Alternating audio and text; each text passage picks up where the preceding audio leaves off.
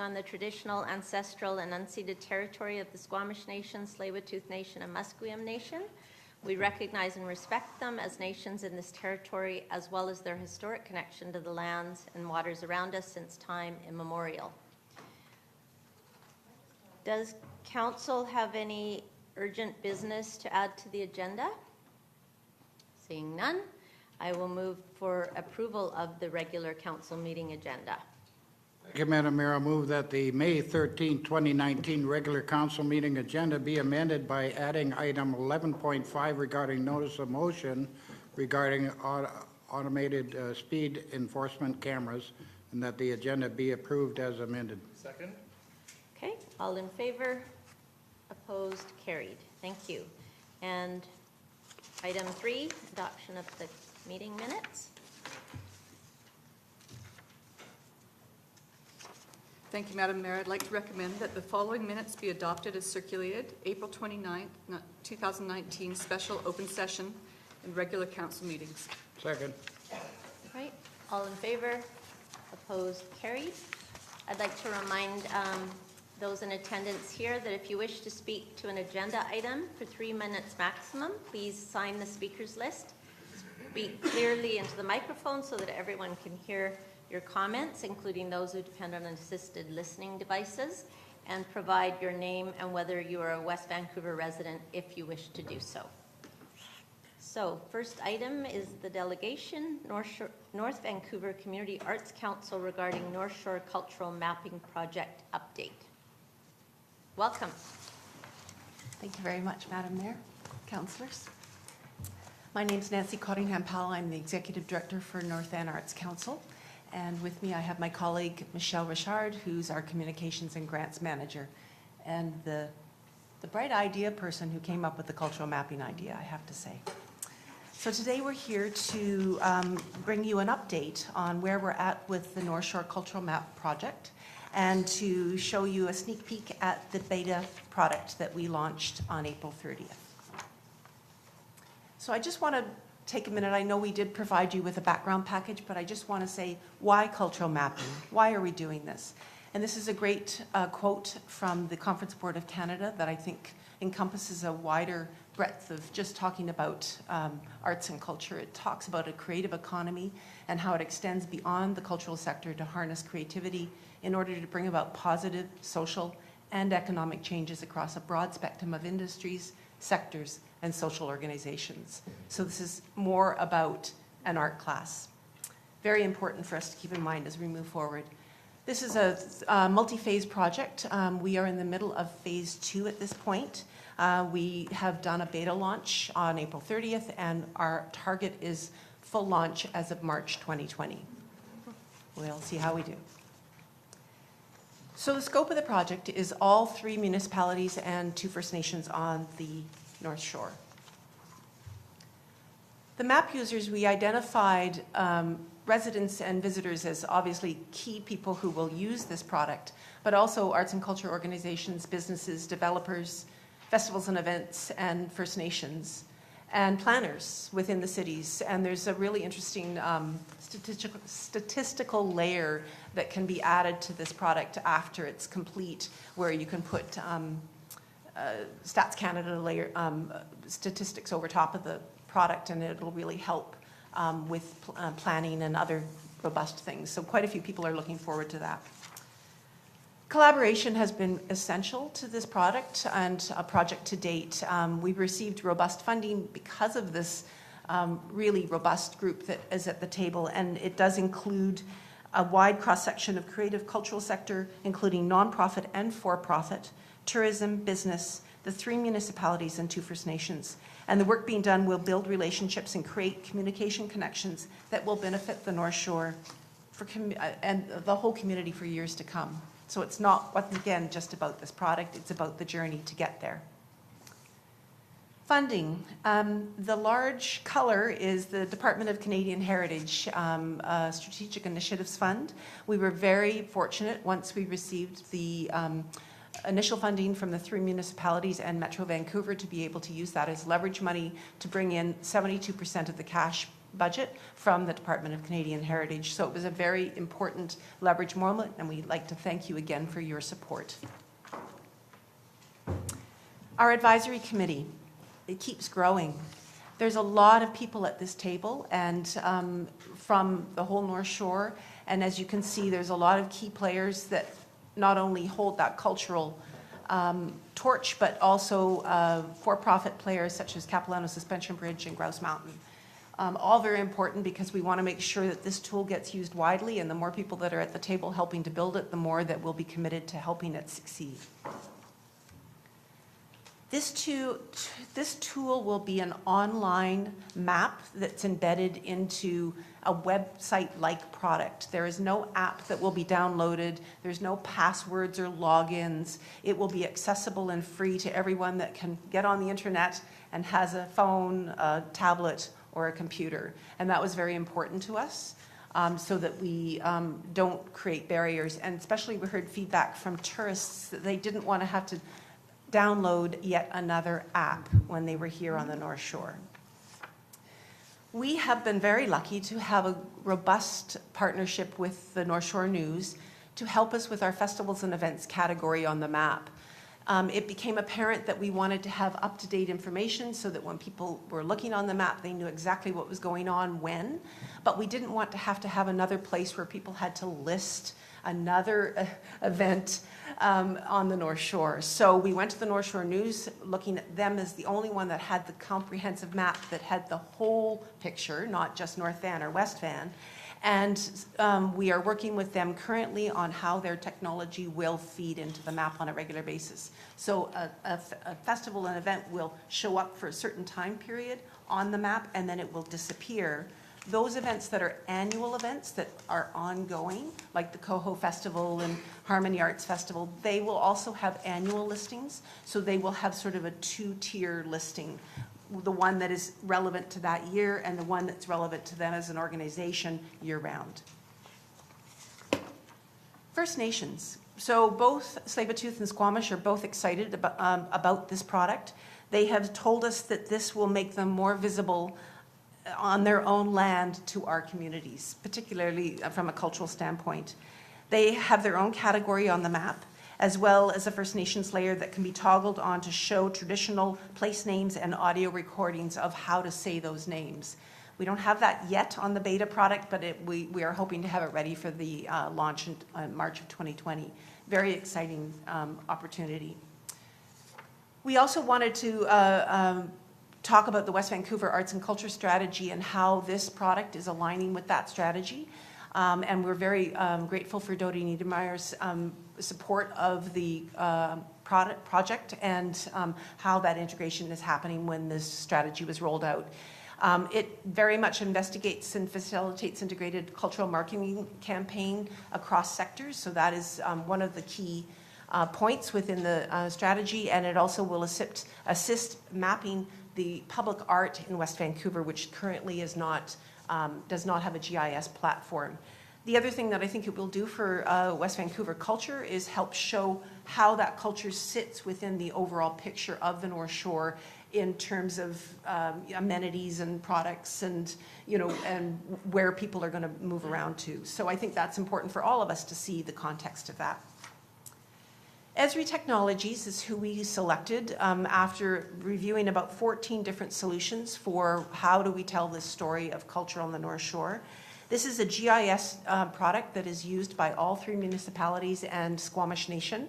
We're not sure about Tsleil-Waututh at this point, so it creates a lot of cross-platform sharing amongst the municipalities and this product, which we thought the municipalities would be giving us a lot of information. It turns out we're going to be gathering much more information than a lot of the GIS departments have on the cultural assets. So we will actually be giving back a lot of information and helping making your GIS products more robust. We also want to say that the technology is really important because we want to tell a story. We don't want to just be a Google-like product that just gets you from point A to point B. We want to have stories, pictures, links, and so this product gave us that opportunity to be able to do that. Also routing and searching, so it's got those key functions. Since we came to council and received the funding from you, this is what we've accomplished. We received our major funding. We put together our project team and GIS specialists. We did consultation and surveys within the community. We've put together the work plans. We've done some data collection. There's still a lot more to be done. And we've done engagement and outreach activities within the communities. So the beta version, here we are. So this is what it looks like. We're going to show you in the short amount of time we have left. This is a temporary URL that we have set up, northshoreculturemap.net, and we've given you all a rack card that has that on it. We encourage you to go onto the map and play. You can see that you move around very much like a Google map, and when you click on an asset, there's a picture. You can make it bigger. There's a description. We have a bunch of key data that's in each asset and a link so that you can go to the assets website, check them out, and then come back again and go to the next one. You can also search the sidebar. You can search the map itself. There's 10 categories that we have here, and I will describe those categories for you. They are intangibles, cultural creative industries, cultural spaces and facilities, public institutions, First Nations, cultural organizations, public art, service organizations, cultural and natural heritage, and festivals and events. And often an asset will appear in more than one category. I think we're sort of saying up to 3 at this point, but we could break our own rules. You'll have somebody like K-Meek will have many, many, many assets listed at their address. So you will end up with a layering of assets on that one point. And so it's just a matter of how it clicks and how you view it. So that's the basics. I mean, obviously there's a lot here. The one thing we want to point out is at the top of the map. We're not seeing this right now. There we are. So feedback and contact. So once you've explored the map, you can go to our feedback form and fill it out and give us feedback on what you liked and what you didn't like. And then there's also an asset collection form. So we have a very small sampling of assets on the map right now, about 70, and we will be adding obviously way more as we move forward. This beta product will be out until September, and then we will go into lockdown into moving towards the final map for March of 2020.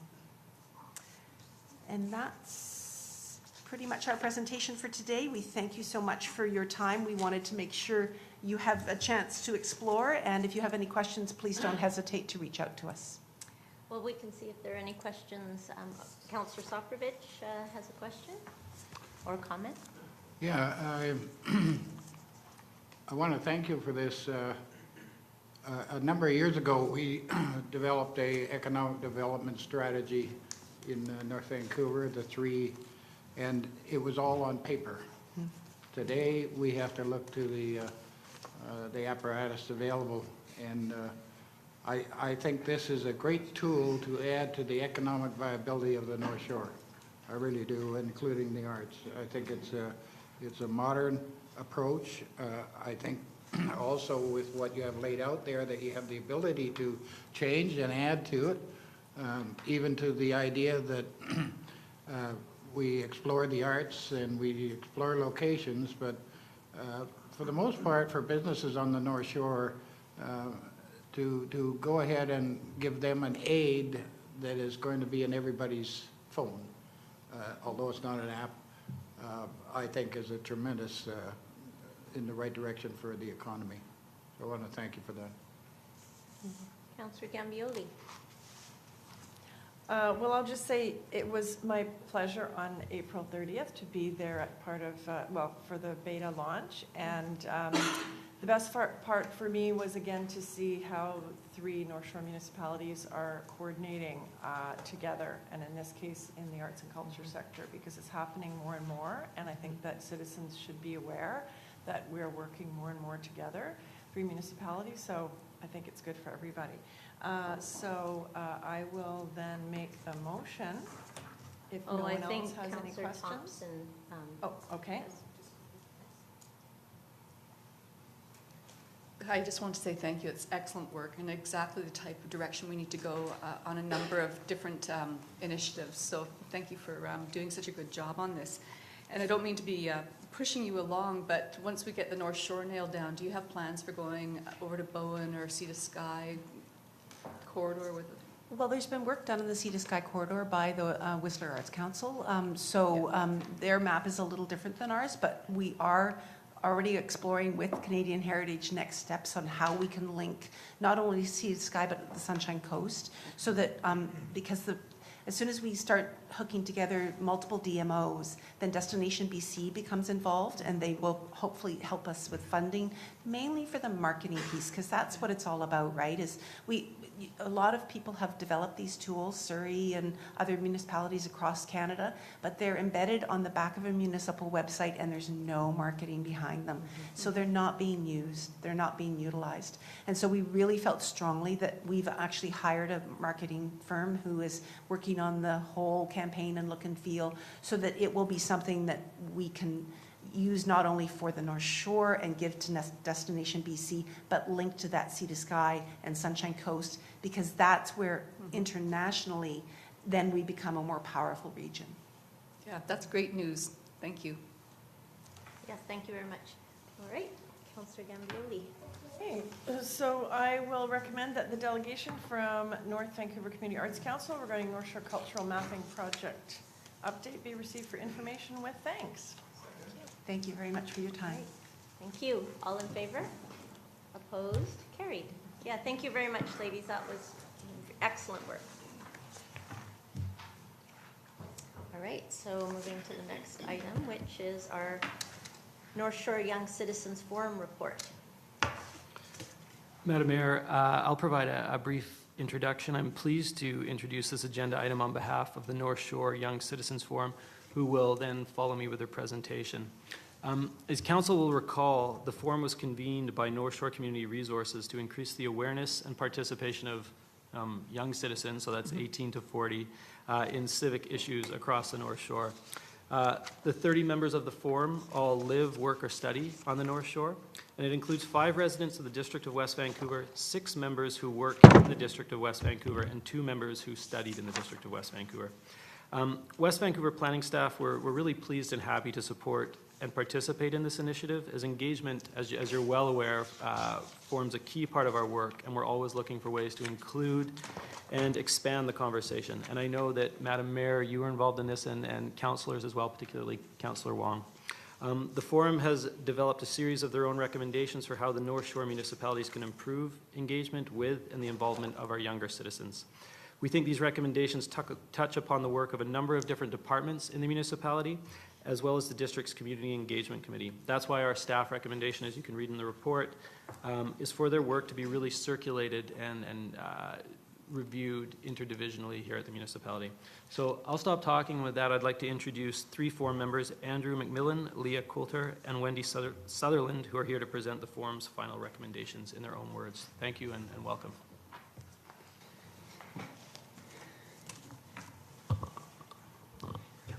Good evening, Your Worship, members of council.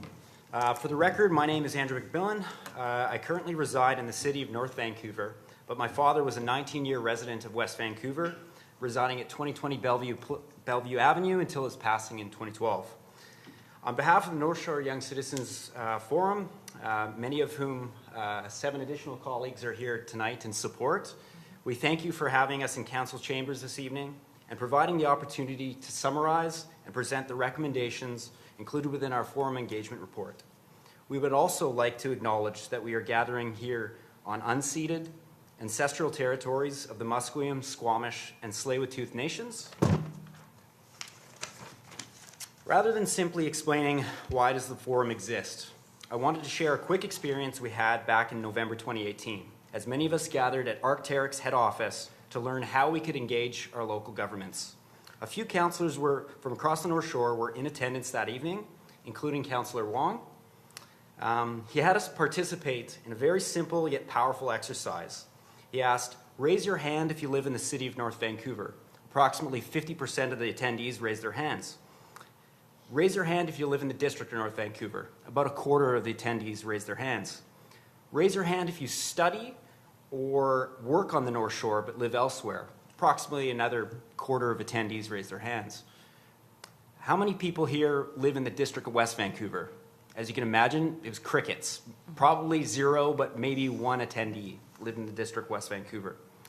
What this demonstrated to us is that what this exercise demonstrated is that as the cohort that's most significantly impacted by the future results of today's policy decisions, engaging young citizens and having them participate in civic process is integral to effective policy and decision making.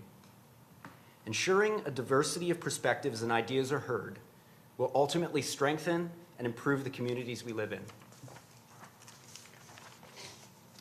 What is the definition of a young citizen, and why is that so important? During our sessions with each municipality, we learned that youth engagement and education programs do exist. However, these were often focused on children or young adults under the age of 18, and dialogue was often one-directional. The forum was structured for younger adults aged 18 to 39 who live, work, or study on the North Shore. Many within this cohort face unique participation challenges. These folks may be starting their careers, beginning young families, or balancing studies with part-time employment. They want to participate in local government, but find it challenging to do so. They are in a stage of life where they're deciding where to live, how to create meaningful connections and relationships with their neighbors and their communities. Our recommendations here tonight target more meaningful and substantive, impactful engagement efforts than those of the existing programs today. The primary goals of the North Shore Young Citizen Forum are as follows: to educate younger citizens about local government and its importance, to build capacity and skills for younger citizens to participate in more local civic affairs, and to research and recommend to North Shore municipalities pathways to increase participation by younger citizens in local government. We've grouped our 16 recommendations to address 5 different thematic participation challenges faced by young citizens on the North Shore. The 5 themes are as follows: improve face-to-face engagement. 2, deepen online engagement. 3, increase young citizen representation on advisory committees. 4, young citizen-led informal engagement projects. And finally, city council, public hearings, and formal processes. I'll pass things off to Wendy to introduce our first recommendation. Good evening. My name is Wendy Sutherland. I currently reside in West Vancouver in the Ambleside neighborhood. I live with my spouse, who's also a District of West Vancouver employee. Tonight, I'm here to talk about the theme, improving face-to-face engagement. This theme was based on the problem that many young citizens find it challenging to attend hearings and committee meetings when they're on Wednesday at 11 a.m., as many of us are required to be at work. So we made a couple of suggestions where there's the opportunity for elected officials to come to us and engage us. When we were working through this recommendation as a small group to provide some practical examples, this became a little bit challenging when we thought what it would look like in the District of West Vancouver. Quite honestly, there appears to be an absence of this infrastructure for young citizens, which Andrew explained are slightly different from youth. There is a little bit of a cyclical problem if you can't come to us if we aren't here. So all of that being said, there are a number of opportunities to enhance current engagement events by simply making things a little bit easier, whether that's providing food, childcare, transport vouchers, subsidies, and more.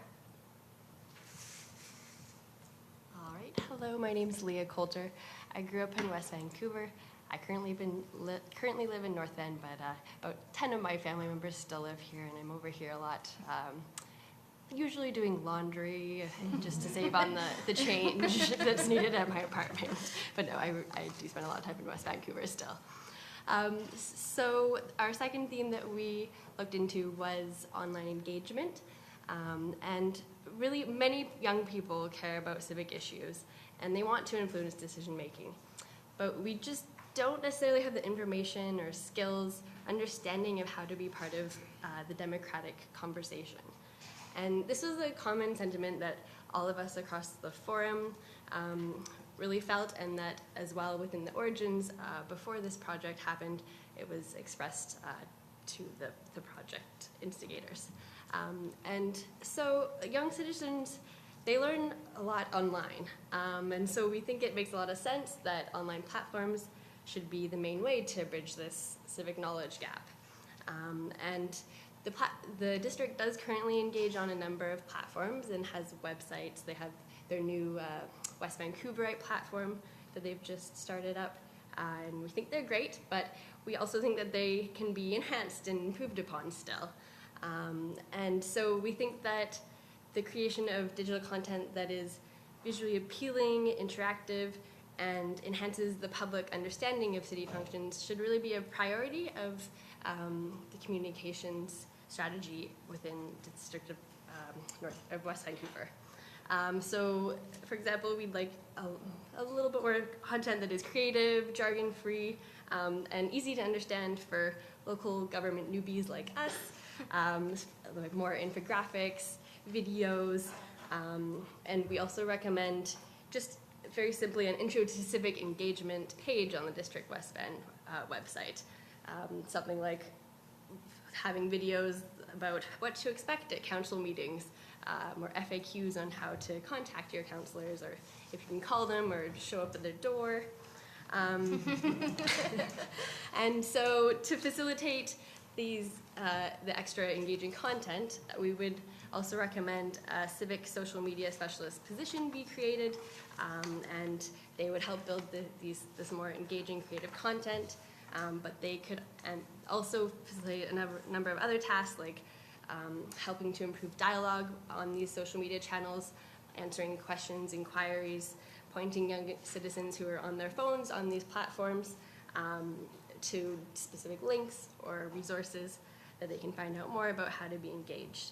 And we could also have the position help elected officials learn how to use social media, and also basically be able to maybe get that face-to-face engagement we were talking about previously, but maybe just by a video or over your phone, but still face-to-face effectively.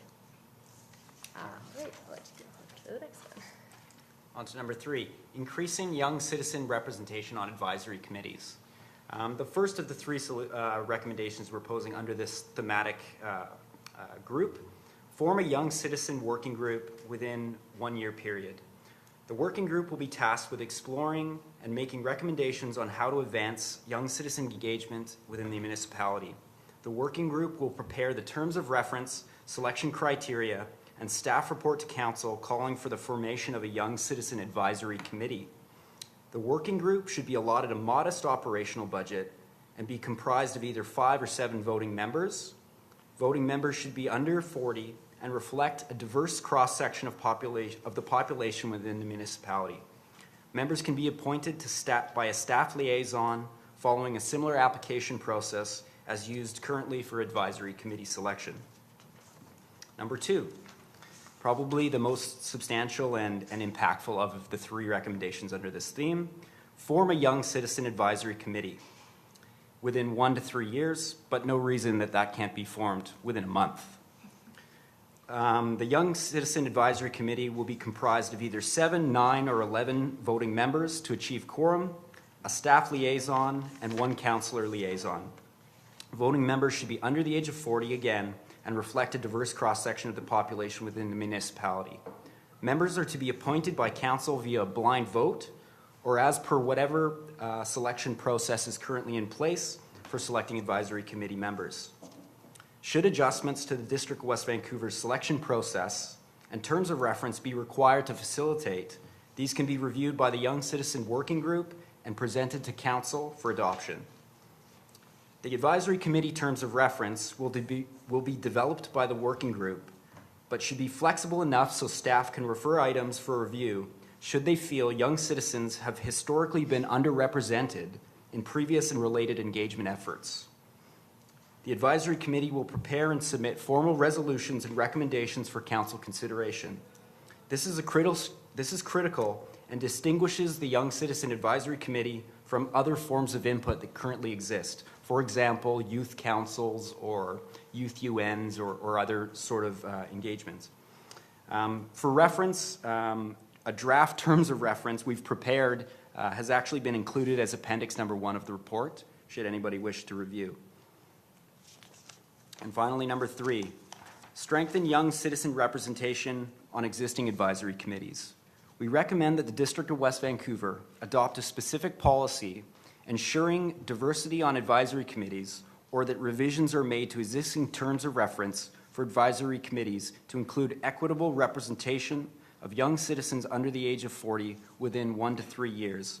An example of this policy is the City of Vancouver's Diversity on Advisory Bodies policy, also an example of which has been included as appendix number 2 of the report.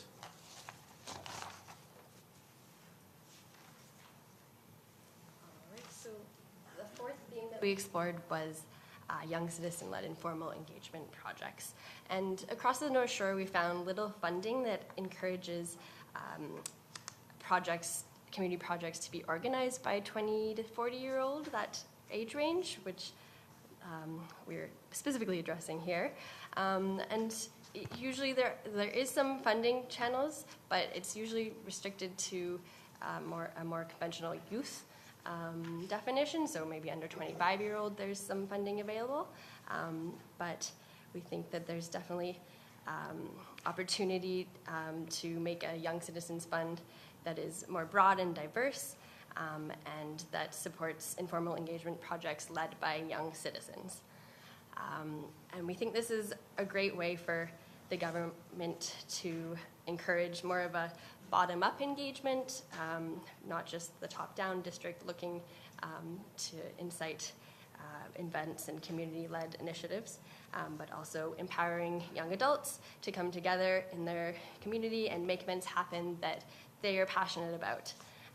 And this will also provide more opportunity for face-to-face engagement, hopefully for local politicians and government staff to be engaged with young people as well, in an informal way.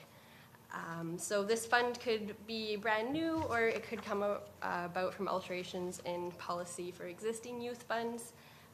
We think that it's really important to make the fund accessible by widening the age restrictions and communicating online about the fund and its requirements.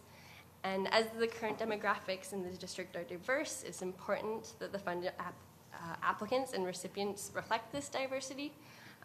So we would really encourage the district to have communications about the fund in multiple languages, be inclusive for LGBTQ2 participants, and for the fund to be publicized across diverse community groups. And for the last one. The final theme, as part of our recommendations, focuses on City Council public hearings and formal processes.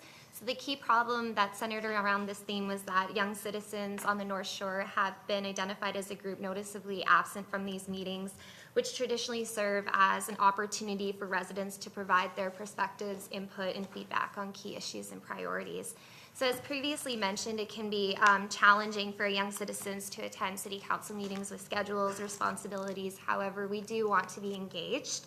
One of our recommendations, it focuses on leveraging technology in a way that allows it to be a two-way dialogue. So there's the possibility for the district to be innovative and make meetings more accessible to other absent groups as well. And what was key here was that it's important to move beyond one-way communication, so provide a two-way dialogue, and one way of doing this, other than leveraging technology, would be to consider providing a contact person to liaise that can provide citizens with a better idea of what happens at a council meeting, and if it's something they're particularly passionate about or would like to know what they can do next, they can provide information on how to be more engaged. So finally, thank you all very much for allowing us to present the recommendations from the report and speak with you tonight. On behalf of the forum, we just want to say that we want to help you make the right decisions and support you however this may look moving forward. And we want to acknowledge that we do feel the District of West Van does some engagement particularly well, specifically with youth, as well as through the West Vancouverite platform that Leah mentioned earlier. So we do believe that there are still some exciting opportunities ahead as the generation that these policies impact are at the table and are eager to help close some gaps. So thank you again very much. Thank you. Thank you very much. All right, so Councillor Soprovich. Thank you, Madam Mayor.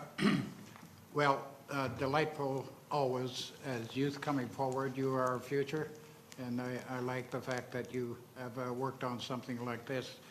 One of your recommendations, a little tongue-in-cheek here, humanize elected officials. Well, I bumped into a woman the other day on, and it was a little bit of a protest, and she said to me, "You're a useless councillor." After 23 years, I felt I've really contributed well, so I didn't know what to say to her. So I said, "What do you think I am, a dinosaur?" Anyway, why is it that you think that that a 40-year-old doesn't have the ability to come to council and come in groups to present their case on any given topic on the North Shore? I don't think we. I wouldn't respond by saying that we don't feel that we can come here. It's more so that there are obstacles or challenges in finding time that really the traditional nature of a council meeting being on a certain day at a certain time when we have young kids or we're commuting 2 hours from where we work back to where we live in the community. It's usually just not the top of mind sort of thing. And one of the recommendations, for example, if there was a possibility to provide input on a council meeting or on a subject of interest via an online submission, that would be something that would be more convenient than to go out of your way when you're already stressed for time to come to that meeting. Is it evident then that any online submissions and entry by you to any district on the North Shore is not sufficient enough at this time in relationship to items that you see or want to see? I mean, my point is this. I think each municipality does an awfully good job in presenting the case of any given topic when you care to examine it. Mm-hmm. So, I mean, how far do we go on this? I think it also comes back to one of the recommendations on civic literacy. There was a lot of people in the group who were already informed and comfortable coming to these meetings, but speaking from my own personal experience, this is my first time in a city council chamber. So it can be intimidating, and I think if you can empower people who you're not already reaching, there's the opportunity to expand. So I think that's just what has to be at the forefront of your mind when you read some of these recommendations, is that we don't dispute that some of this is already being done well, but there is a chance to do some of it better. Okay, thank you. Councillor Thompson. But I love what I'm hearing. I think you're doing something there's actually quite a big demand for. And during the election and the 6 months that I've been on council, I actually run into a lot of youths who, I guess, perhaps cottoned on to certain issues we've been dealing with. They're interested, but they don't know how, and it starts with the language. And I have to say, if this is your first time in council chambers, you've done a remarkable job, so well done. Thank you. I could probably send you about half a dozen youths or young adults your way, and I'll do so after the meeting. And I'm going to be following you closely. I think this is needed. Having lived through that 18 to 40 age range with a family, it's busy, busy, busy. And if you don't, I think it starts with making this part of your family conversations and things like that that helps it along. But it is a really challenging time to take time out to speak up like this. So I think your idea of having us come to them or come to you is really good, and please count me in on that. I think about the young adults coming home summertime during their university years, and it'd be nice to see you figure out a way to capture them at that time and then keep in touch with them moving forward. So thank you. I wish you luck, and I'll be watching closely. Thank you. And Councillor Cameron? I think it's oh, it's me? Yeah. I think this is wonderful, and, you know, it's easy to, you know, look back and judge youth for not getting involved, but I remember when I was in my 20s or teens, and I just was so preoccupied with just either getting school done or making my rent or finding a job or other things about my own life that I didn't make time for civic matters or political matters. And I actually think youth today are in some ways more literate and more politicized and more aware, particularly on issues like climate change and plastics and, you know, the environment. The people you hear from are the youth. Greta Thunberg is the one who's making global headlines and pushing policymakers. So we do have to make it easier to engage, and all the things that you're suggesting, I think, are A, doable, and B, quite reasonable asks. You know, we have to invite youth into the process. I think there's a couple of things that I would just make an observation on, and I don't know, this sort of comment and feedback, is that one of the big problems in West Vancouver, and I think increasingly on the shores, we're not making space for youth in the community. We have demographically, we're massively underrepresented by the number of youth in West Vancouver. And why is that? Well, because when they come of age, they move away because A, they can't afford to live here. B, we don't make it as easy as we could to get here with affordable forms of transportation. C, there's not a great deal of amenities for youth in West Vancouver, or nightlife or sort of lively districts like, you know, Lower Lonsdale or Kitts. So it's not surprising that young people, you know, vote with their feet, and so we can make it easy for the youth who are able to stay to engage in civic matters. But until we make the actual community, until we make space in the community for youth, I think we're pushing a rock uphill. And I think that this is, you know, on council, I feel like we collectively have to make making space in the community for younger people a priority on land use decisions, on transportation decisions, on decisions such as nightlife or lively, you know, public spaces. Because otherwise, all the efforts we're going to do to get people engaged, well, it's no good if they can't afford to be here, if they can't get here. And so, I think what you're proposing is good, and my hopes, though, it's not enough. It's a means to an end rather than an end in itself, because it's no good to say, well, we'll make it really easy for youth to engage, but what has to happen is then those youth have to have an impact on changing the future of the community and on decisions that we make here at council.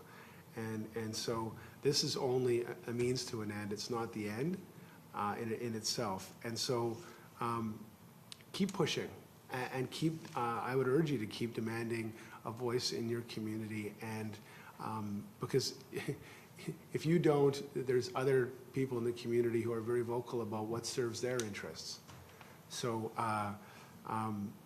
we'll try to make it easier for you, and I think we all collectively have a responsibility to make space for you. But you need to hold us to account and make your voices heard, because even in the political sphere, if you're not loud, you don't get your share. And I think that's unfortunately been the history of West Vancouver, is not doing very much for youth. So thank you for coming, and you know, keep on us. Councillor Lambert. Well, thank you. I'd like to add my thanks for your presentation. You've provided a lot of good ideas this evening, and we have a group that's called the Community Engagement Committee, and Councillor Gambioli is the chair of that. And a constant theme in our meetings is, how do we engage the youth in our community? So you provide a lot of good ideas this evening, and we thank you for that. And the ones that sort of resonated with me were, and some of these may again seem a bit obvious, but they bear repeating. When you talk about creating digital content or through graphics and videos that will kind of pull you in, that is more appealing than what we have on our website. That's certainly one thing. I'm all for the idea of a young citizen working group. We have a system in West Van of working groups, so that entirely fits within that kind of framework, and that leading potentially to a young citizen advisory committee. I think that's a great idea. And one idea that you put forward that I was particularly intrigued with, I've been trying to push this thing for a while, is when you talk about diverse placements of council meetings. I mean, the chamber is a rather formal place, and it would do us all well if we could get out into the community, perhaps have some of our council meetings out there and engage with youth and others in the community. So again, thank you very much for coming tonight, and like everyone else here, looking forward to your good work. Thank you. Councillor Gambioli. Okay, well, there's not much left for me to say, except I too appreciate the report and the initiative that has been taken to get this off the ground and get it completed. So Councillor Lambert segued over to the Community Engagement Committee, and that's part of our motion coming up here. So absolutely, I'll take that on to bring that up at the next or the next CEC meeting. And if you would be willing, or some of you would be willing to come to that meeting, I think it would be great to invite you to present your report.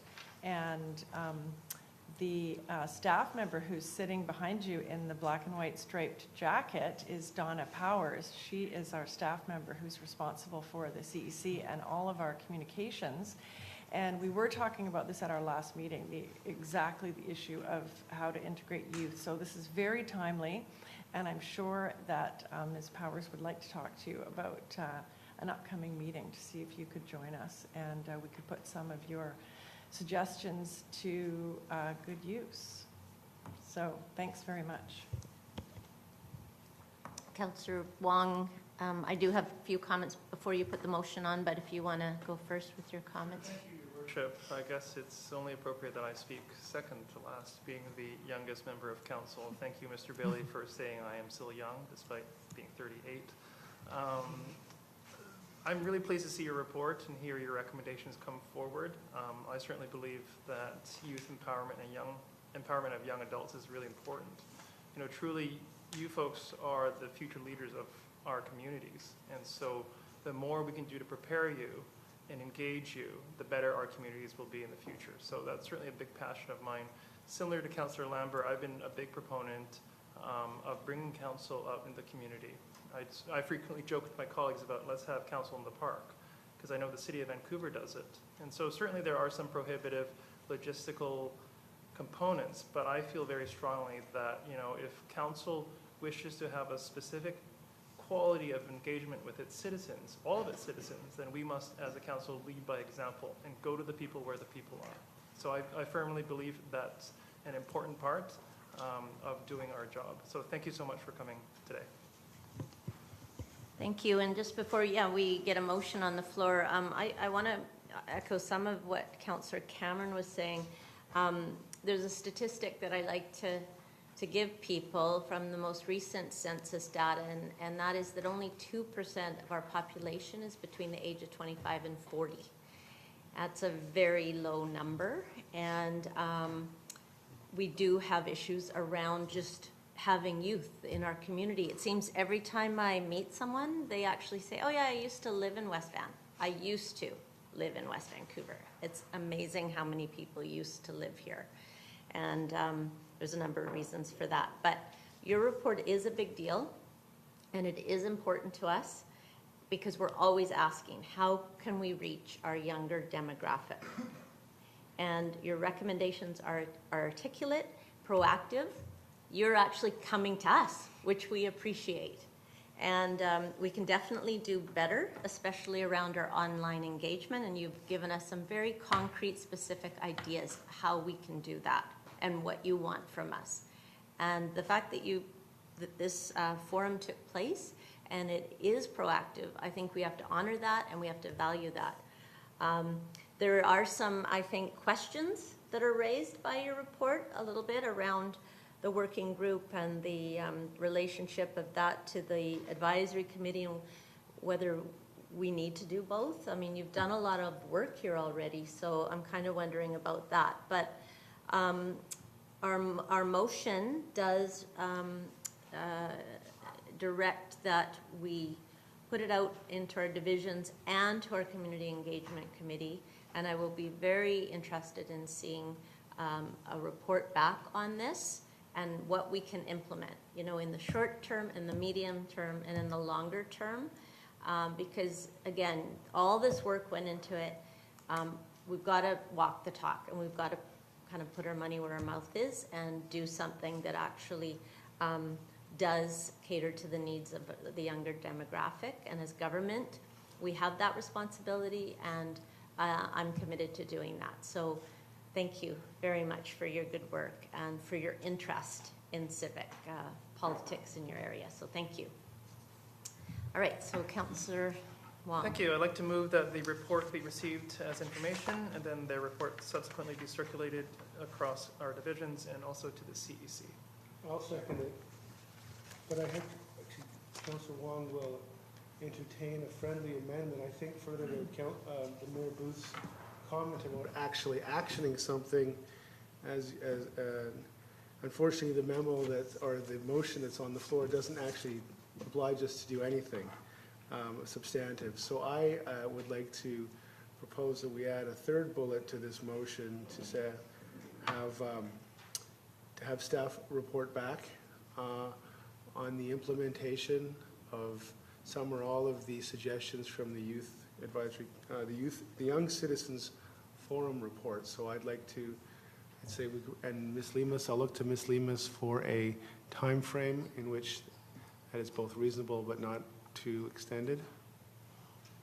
Even if we were to provide an interim report relative to the outcome of the Community Engagement Committee, September. Okay. I mean, ideally, I think that what we want to do is respond to the particular requests that have been made of us and either implement them, modify them, or say why we can't do them. So that can be done by September. So number 3 would read that staff report back by September on the recommendations contained in the North Shore Young Citizens Forum report. Is that a friendly amendment that you I'll can accept agree that to? as a friendly amendment. Okay, good. All right, any further discussion on that motion then? All in favor? We don't have a seconder. I seconded it. Yeah, he seconded. All in favor? And I changed it. Opposed? Carried unanimously. So thank you again for your time and your efforts. Really appreciate it.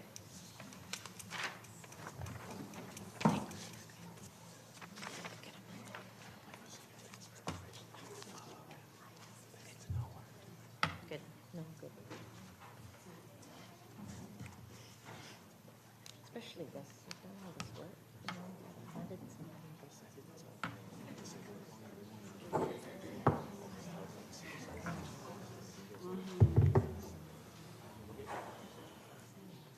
Bye all. Bye y'all. Thanks for coming. Thank you. Thanks, Marie. We should have acknowledged his work actually, because he really did a lot of this. Okay. All right, so let's move on to the next item, which is the Child Care Services Working Group update. Madam Mayor, the report before Council this evening provides an update on the continuing work of the Child Care Services Working Group. Fran Jones, who is the chair of the working group, and Arleta Beckett, who is the manager of Community Services and Community Development, will now provide Council with a brief presentation. Thank you.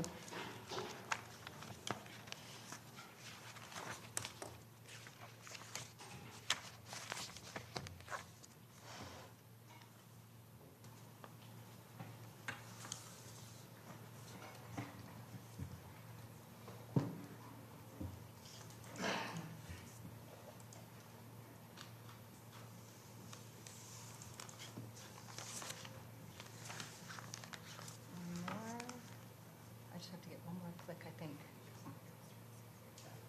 F5, okay, thank you. Okay, great. Good evening, Madam Mayor and Council. I am pleased to be here tonight with Fran Jones, Chair of the Child Care Services Working Group, and we would like to acknowledge the presence of the Working Group's Council Liaison, Councillor Gambioli. In our brief presentation this evening, we will provide you with some historical context about childcare planning in West Vancouver, the work completed to date by our present-day Childcare Services Working Group, and the work ahead.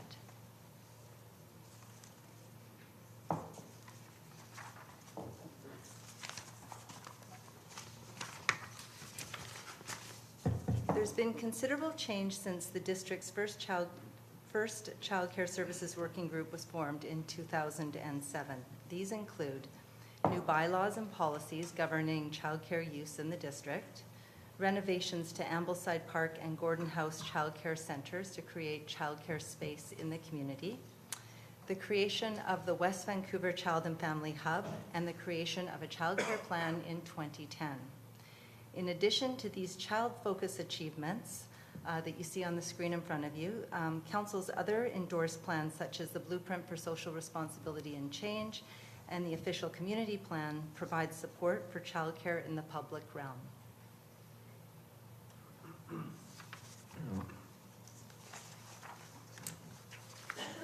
In 2016, it was clear that the childcare landscape had changed and a new plan was needed. A new Child Care Services Working Group was formed and began work on creating new childcare space plan for West Vancouver. In their first 18 months, they were able to reach out to childcare operators and families and identify some key needs in West Vancouver. And some of the of what we have been hearing from the committee and from the community at large has been parents want choice in childcare, that they want relief from the high costs of childcare, that there is a significant lack of spaces that are accessible and nearby to people, the vulnerable children are not being included, and low staff wages and staff retention continues to be an issue.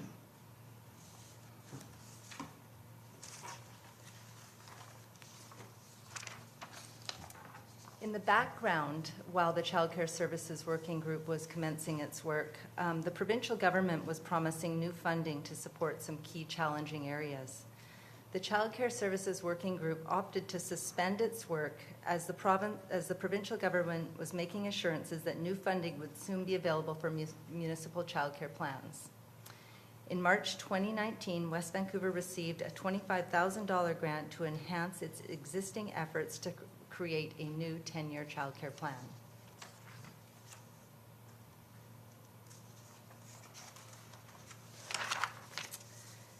The Child Care Services Working Group is regrouping on May 22nd to continue its work, which will include projection of child populations relative to childcare spaces by neighborhoods and identification of areas for development of new facilities, identification of vulnerable childcare spaces and strategies for stabilization, completion of a childcare space inventory, a stakeholder check-in and consultation, some of which will be done collectively with Bowen Island Municipality and the City and District of North Vancouver, incorporation of additional data into analysis, and district staff engagement.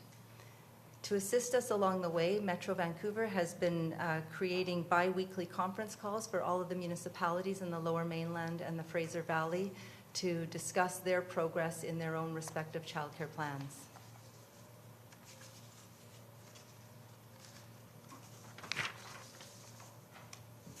And thank you very much. All right, Councillor Lambert. Thank you. A question, on the screen you had vulnerable childcare centers. Could you elaborate a little bit about what you mean by that? Absolutely. Some childcare centers are deemed vulnerable, or some spaces are deemed vulnerable when in situations like a center may be in poor condition. It may be their board of directors or they may have staff turnover, for example, and that creates a vulnerable childcare center. Or the board of directors is experiencing challenges, and that creates a vulnerable center. Certain children who require additional supports in childcare centers are often in spaces that are vulnerable as well. If a child requires support and they need to line up additional funding in order to get that spot, by the time the family gets the funding together, that spot may have disappeared and gone on to another child. So there's a myriad of reasons why childcare is in quite disarray right now. So just a brief follow-up question, and it's probably one that you can't really answer, but what's, in your estimation, the extent of that problem? Is it a significant problem in West Vancouver? Through you, Mayor Booth, to Councillor Lambert, I think the problems are universal in British Columbia right now. Childcare fees are extremely high for families, and childcare spaces are hard to come by. And sometimes you're in a space that you want to leave and you'd like to get into another center that better meets your needs, but you can't afford to pay.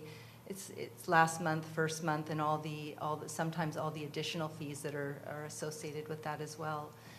And these aren't just unique to West Vancouver. They're what we're hearing from colleagues across the province. Thank you. Councillor Soprovich. Thank you, Madam Mayor. Rita, there has to be a plan devised so that it is universally affordable. We have upcoming probably 37 to 43 units on the south side of Park Royal, and then possibly another 90 on the north side of Park Royal. Basically in the shopping center, which is usually a high rent volume area, which would reflect the cost. We own the one on the south, and the interpretation of that is only through maybe a district-owned facility that you get a better rate system going than if you were in a business in Park Royal, for instance. Same in Ambleside, looking for facilities that are Ambleside, Dundraven, all of West Vancouver that is going to find a happy medium. And that's a tough job to do that. So I congratulate you on your efforts to the working group to do this. But what is the end result? You go through an exercise and put it to practice, and we did it, 10 years ago, Ms. Moy? Certainly, I think at the term of Mayor Smith's first position as mayor, we went through quite a sizable increase or demand for increase at that time. And it ultimately has changed since then? Through you, Mayor Booth, to Councillor Soprovich, one of the things that we led with in this report back to council was that families are looking for choices, and a healthy childcare environment includes lots of different ways in which childcare is provided, including in-home care and care by family members. When it comes down to commercially provided childcare spaces and not-for-profit childcare spaces, there are some fundamental differences.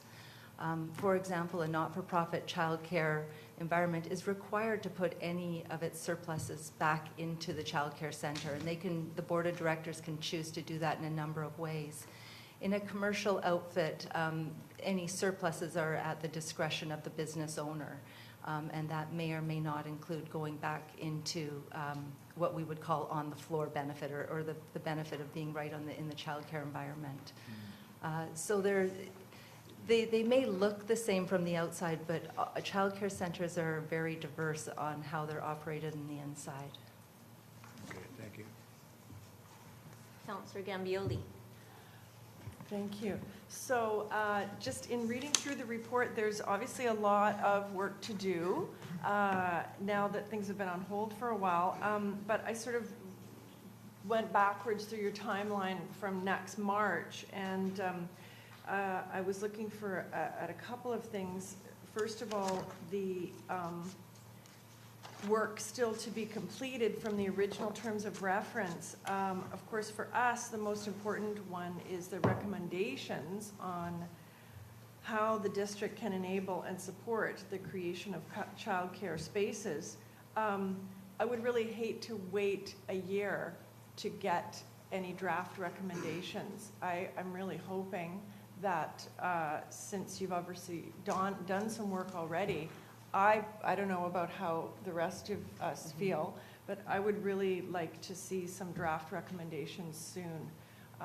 As Councillor Sofrich just noted, we just found out 2 weeks ago that there's 96 new spaces going in at Park Royal North, and that was a surprise to all of us. And of course, we know that we have our own spaces potentially going in at Park Royal. Anyway, just to get an idea of the lay of the land sooner than a year from now, I don't know about the rest of you, but I would really like to see a draft report on that first section soon.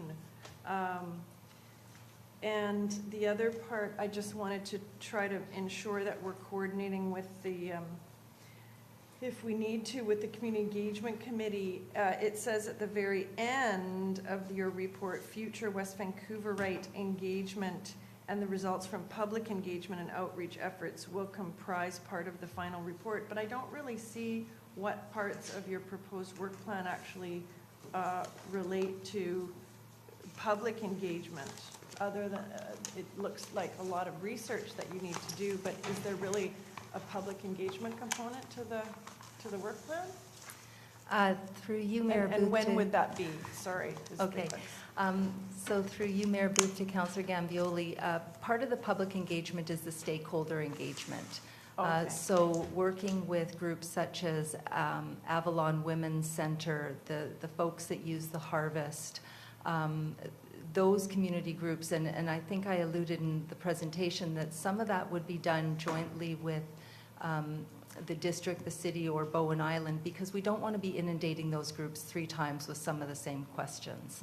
And we've heard back from them that that's their preferred method of engagement as well. Going back to your first point, Councillor Gambioli, about an update, that's certainly can be number 1 on the list of the Child Care Services Working Group agenda when they meet next week, because the chair is the one that sets the agenda. So sounds good, and I'll be there to remind you too. Okay, good. I just wanted for the engagement part, if you need the Community Engagement Committee to support you at all, then we'll, slide you into our agenda if we know when you're going to need our help. So that's great. Thank you. Councillor Cameron. Usually when we see a Jones come to council, it's a little more raucous. I prefer the senior Jones. I'm joking. I'd like to get lay of the land. I think Councillor Gambioli's notion of the lay of the land is key. Personally, I'm concerned about how we most effectively use public dollars and resources to support childcare in the community. I'm firmly in support of providing and supporting childcare, but I have big questions about the monies we put into 752, the $6 million for the 37 spaces there. And my concern is that as you've heard a couple of times, there's 96 spaces in a commercial operation opening across the street. And I appreciate Ms. Beckett's comment that they don't have to invest the money back into the child care facility, but I don't know what that means on the ground. But we've got 96 spaces being created essentially with no district support. And even about 100 feet from here, there's a couple, I believe, or at least a woman, one of my neighbors, who has applied to open an 8-person child care facility, a daycare facility, which to my mind, if I was putting my kids into daycare, I would rather they be in an 8-child daycare than a 100-child daycare. But anyway, so I don't have it seems that there are very many diverse methods of delivering child care, and that there's organically ones that are spaces that are being created in the community. And I take, Ms. Beckett says, we want to provide choice, which I think is obviously good. But I think, going back even further than that, I'd like to understand what the differences are in practice between, the neighborhood one, or the commercial, larger commercial one in Park Royal, and sort of city or the district ones on district-owned lands, the nonprofits. What are the on-the-ground differences? In particular, I'm interested in the cost to the parents of each of these facilities, because I really don't have any sense of that. I would feel a lot more comfortable spending $6 million of public funds to, in a sense, buy a space if I knew that we were going to be providing childcare to lower income members of the community at a significantly discounted rate, but I just haven't seen that information. So, the lay of the land to me means the number of spaces that are in the community, the projected need, and then how the different types of spaces, how they differ and what niches they may fulfill. Because going back to my initial concern, the most effective use of public funds, it seems to me there may be a more effective way to spend $6 million than just on 37 spaces in one location. And I'm not convinced that we've spent that $6 million the most efficiently. Even if you assume we're going to keep $6 million in childcare, maybe we can do it in a way that gets us more spaces spread more broadly throughout the community and meeting more different needs. So I'd like to see that results of that work sooner rather than later if possible. I think I can respond through you, Mayor Booth. A municipal investment is an investment as long as the taxpayer wants to see that in the community. And I look at Ambleside and Gordon House that are now, I believe they're close to 10 years old, or 10 years in their new forms. And that's 10 years of providing childcare spaces 12 months a year in a transparent way in which the user, the parents and the children know what to expect. They know when fees are going to go up. They know what is included in part of their fees. And if they don't like the way it's run, they can sit on the board and help make changes or choose something else, I hope. Fees are one of those areas that are very, very difficult to unpack. A lot of childcare centers don't post their fees. And when you do get the fee, you often get the base fee. In a commercial childcare setting, and that doesn't include other often mandatory add-ons such as uniforms, such as you have to opt into meal programs, such as required vacations that may or may not align with a family's needs. Publicly provided childcare is in a different space than that. So that's one difference. I'd also maybe like to clarify my point about where revenue might go with privately or with commercial childcare centers. Revenue can go back to the shareholders, not onto the floor. They can go back to the business owner who may or may not choose to put that onto the floor in the form of increased staff wages or reduced parent fees. And childcare centers in commercial environments can be vulnerable. They can be vulnerable to rate increases, rent increases. They can be vulnerable to the corporation's desires.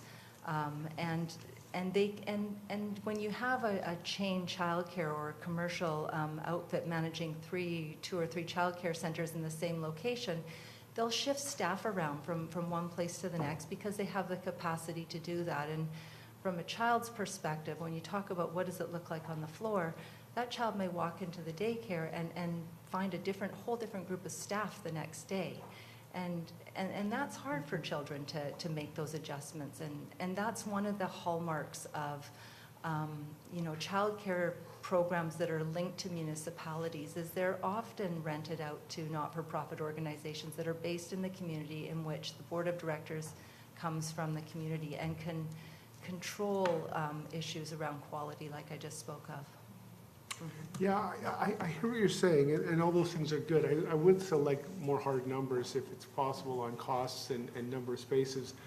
The problem with what you're describing, which paints, I think, commercial operations in a more negative light, is that I think that each commercial operation will differ significantly. Some might be guilty of some of the things that you're talking about, some might be better than public spaces. I certainly know a couple of people I work with downtown have their kids in private daycare facilities that are competitively priced and wonderful experiences. But the most fundamental problem with sort of this notion of that we have to create public spaces because private spaces don't measure up is that we're essentially creating winners and losers amongst the children. So we have 37 lucky kids who get to be in a warmer, fuzzier public space, but 96 kids across the street are out of luck. And they've got to go through all the negative potential ills that you're talking about, the instability and all those things. So the problem is when you're expending public funds, essentially you're creating winners and losers in that situation. And maybe there's a better way to approach it if you're taking the $6 million to make sure everybody has a bit more of a predictable environment. So I guess I'm still not convinced. I hear what you're saying. I don't dispute that there are differences, but of all the childcare spaces in the community, how many are public, how many are private? And the question in my mind is not how we make a few more public spaces, but how we improve the childcare experience for all the kids and create the options for all the parents. So that's just my feedback on it. Okay, thank you. Councillor Thompson?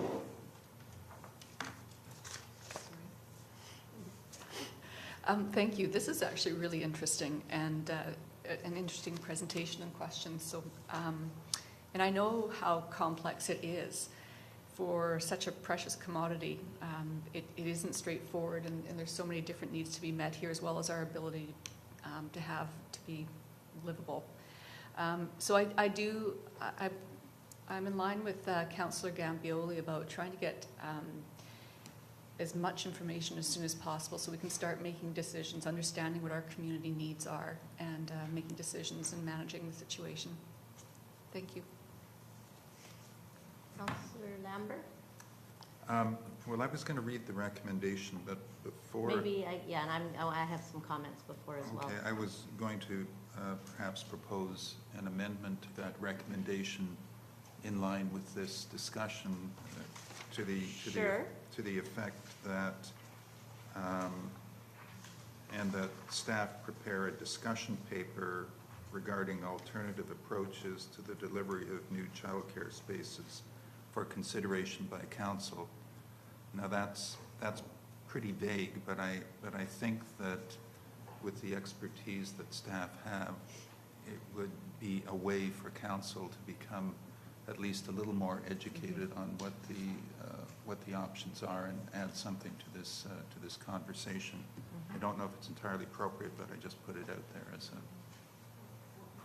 So do you want to repeat that? It would be after receipt for information, and that staff prepare a discussion paper regarding alternative approaches to the delivery of new childcare spaces for consideration by council.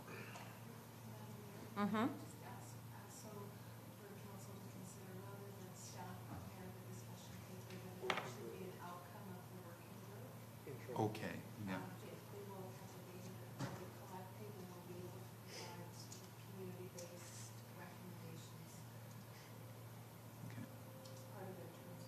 All right, so what's the new wording then? And that the working group prepare. Yep. Just that the working group prepared the Sorry, if I could just interrupt. I'm looking at the terms of reference for the working group, which is what they've been working on.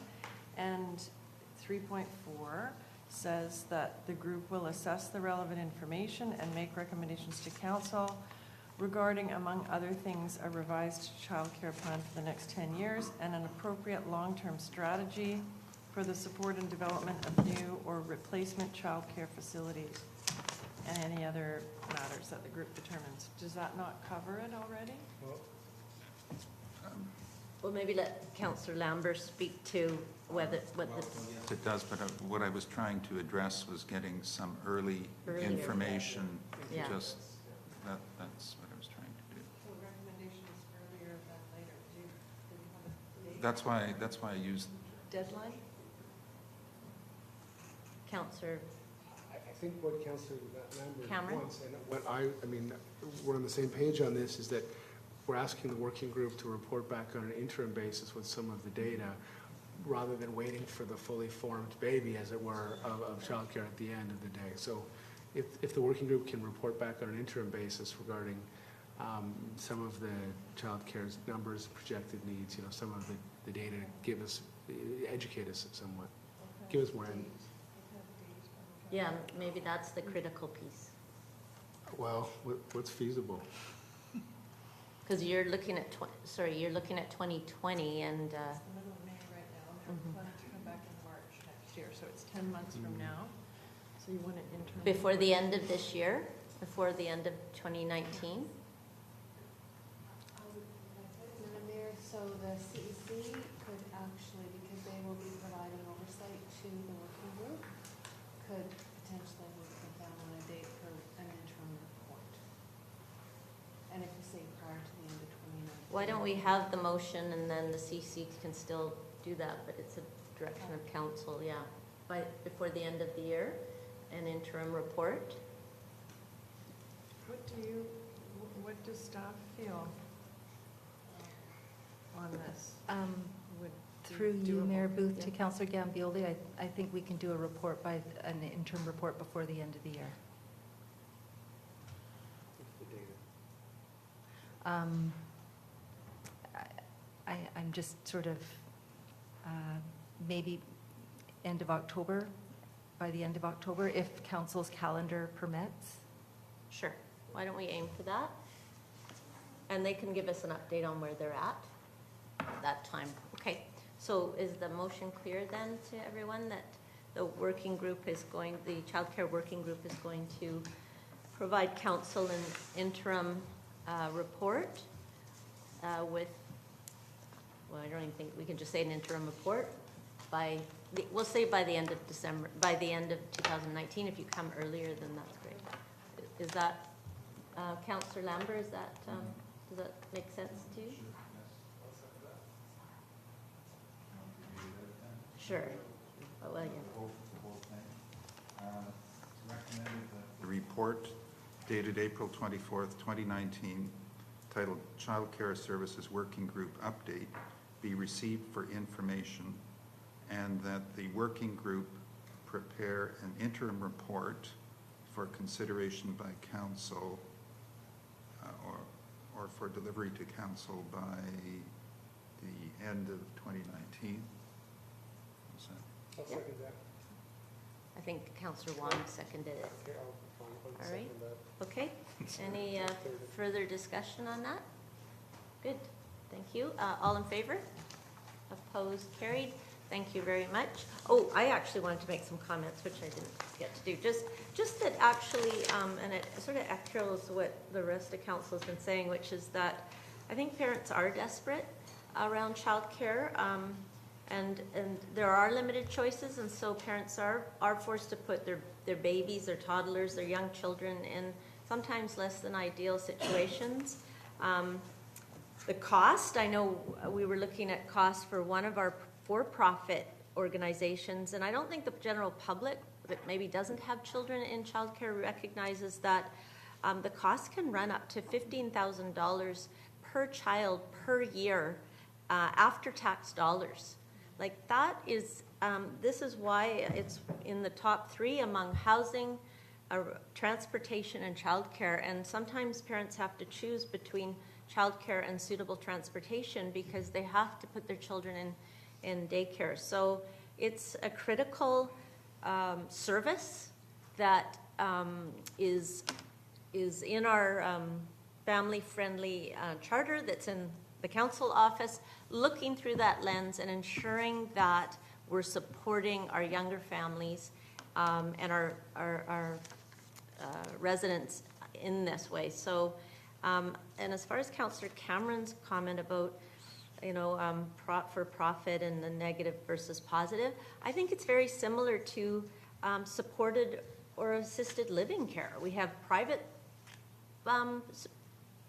operators and we have public operators, and they coexist, and it's not a one-size-fits-all, but the important part is they're actually meeting the needs of the community with enough of these services. So I am very supportive of the motion, obviously, and the work of this group, and this is a critical piece of meeting our community's needs. So thank you very much. All right, moving on to the next. We did already. We voted first, and then I spoke second. Yeah, thank you. Thank you, Councillor Camera, for keeping an eye on that. All right, number 7, public art at West Vancouver Community Centre. Madam Mayor, the report before council this evening requests council's approval to accept a donation of $100,000 from the West Vancouver Community Centre Society for the Public Art Advisory Committee to commission in collaboration with the Society a piece of public art for the West Vancouver Community Centre.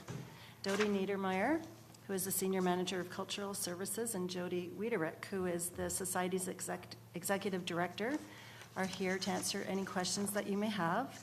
As well, Board Director Rick Vergy is in the audience and also happy to answer any questions that you may have. Thank you. Thank you.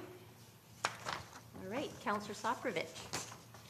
Thank you, Madam Mayor. May I have Ms. Gordon analyze this, please?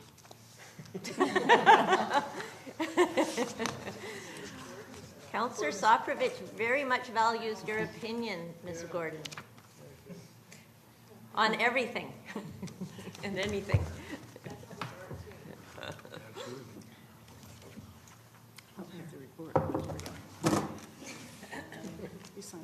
Your Worship, as I understand it, this is a donation from the Community Center Society, which has been offered to the district for the creation of a piece of public art.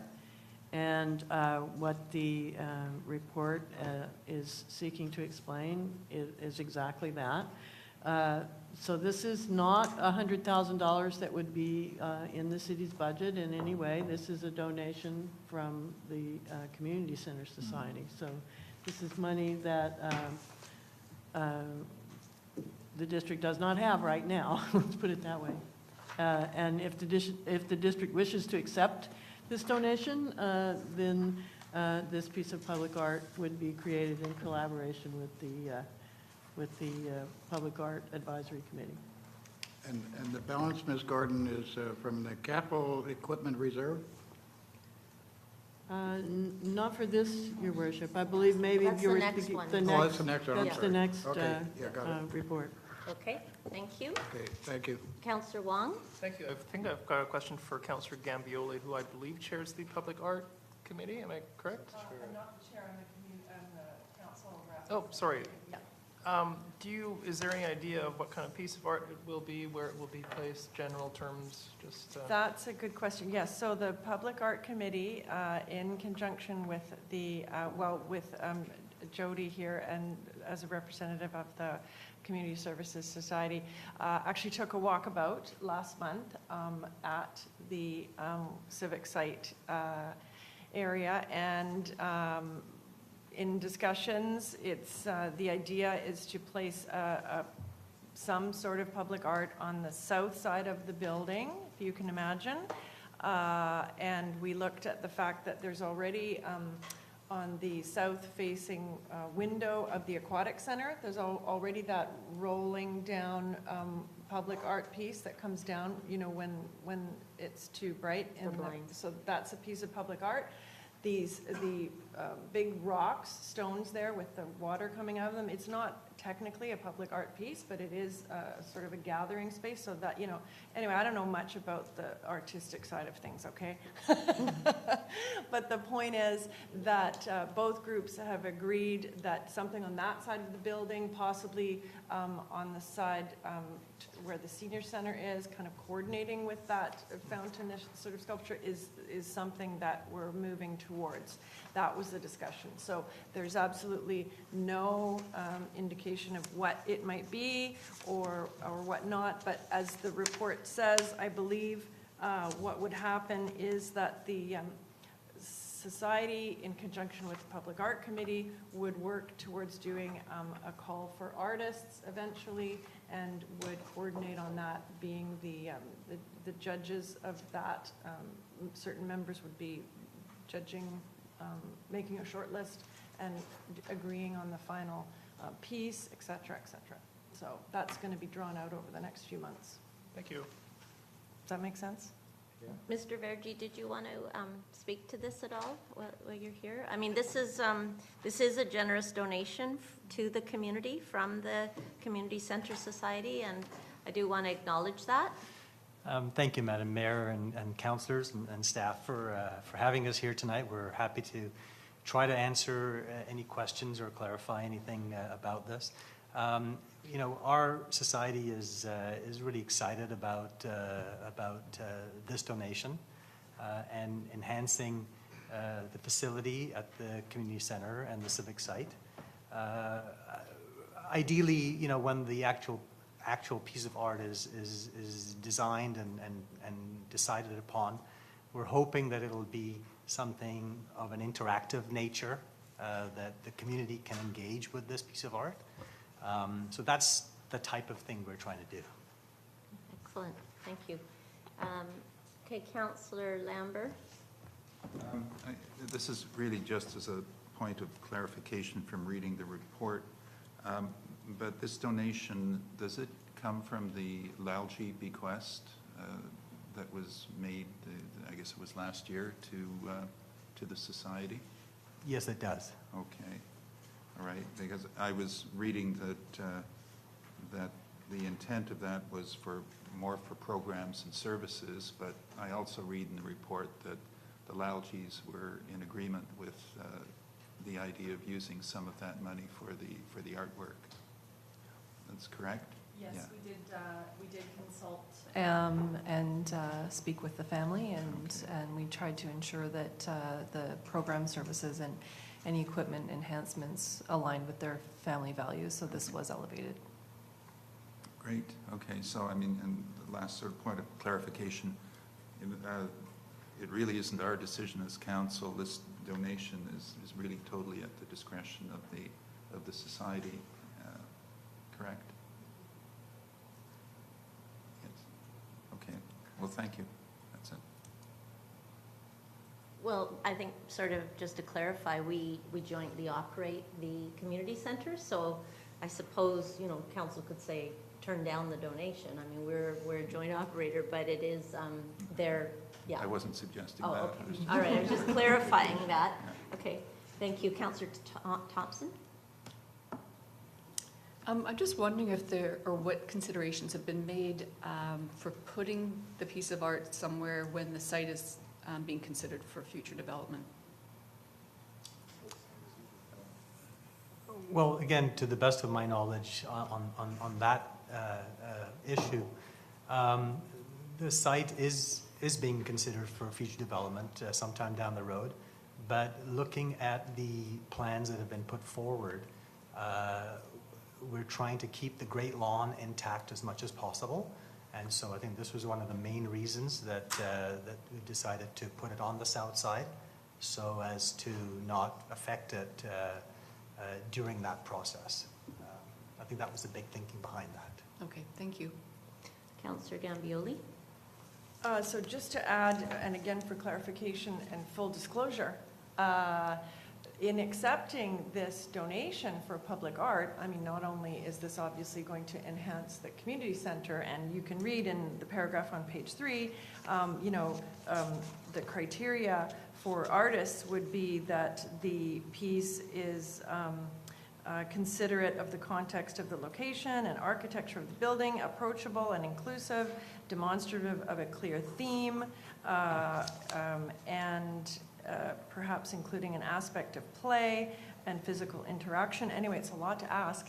But when this fantastic piece is created, the district, we will be responsible in the future for the maintenance of this piece. So that's the gig. That's actually why Isabel should be here. But having said that, the Public Art Advisory Committee is very aware of public art being outside. So they are all, most of the people on the committee are artists. And so we're always discussing, you know, how to create art that has very low maintenance costs, that will last for many, many, many years, considering it's outside, what materials is it made of, how is the infrastructure going to work, et cetera, et cetera. So we're always discussing that kind of thing, and we do have a small budget already for maintenance of the public art pieces that we do have in the district. So that would be the long-term plan. All right, and then Councillor Cameron. I just want to say I think this is very exciting, and I can't wait to see what comes forward. And I think in the interest of full disclosure and clarity, I should inform everyone that Mr. Vergy been selected to be put forward for as chair of the Community Center Society at the next AGM. He may or may not have been put forward in this capacity while he was abroad. But he seems to have graciously accepted his fate. So he is not simply a director. He is now going to be the chair of the board, and we all owe him a great debt of gratitude for the effort he's put in and will put in on behalf of the society on a volunteer basis. So thank you, Rick. Thank you. Thank you. And this is what happens when you don't show up to meetings. You don't get to vote. Great. Okay, thank you very much. And I will call for the motion to be put on the floor. Councillor Thompson.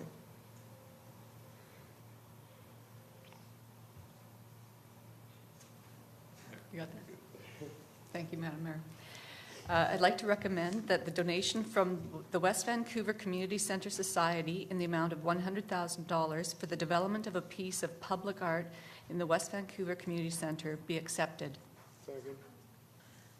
Okay, any further discussion? All in favor? Opposed? Carried. Thank you. And thanks again for this generous gift to the community. So number 8, request for funding for the Aquatic Center bulkhead. Madam Mayor, the bulkhead at the Aquatic Center has begun to fail, and tonight's report is seeking Council's approval to purchase a new bulkhead. Sue Kettler, who is the Senior Manager of Community Services, and John Wong, who is the Manager of Facilities and Assets, have a brief PowerPoint presentation for Council, and they'll be happy to answer any questions that you may have. Thank you.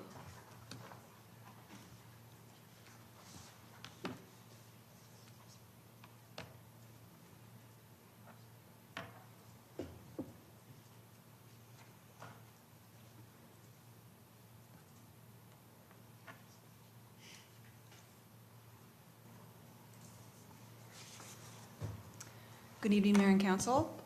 The Aquatic Center bulkhead is a critical piece of infrastructure in the Aquatic Center. It allows a 37.5-meter main tank to be reconfigured in several ways, providing a variety of appropriate program space in a safe manner. The slide here shows the bulkhead in the shallow end, and this position creates a deep water program space where we offer public swims, using the Wibbit inflatable equipment as shown on the top to offer programs such as swim lessons, user group, rental spaces, and also deep water fitness, such as the float fit, which is in the lower right-hand slide. This is the position of the bulkhead that creates the space that allows for the diving board to be used as well. Oh, sorry. Sorry, my apologies.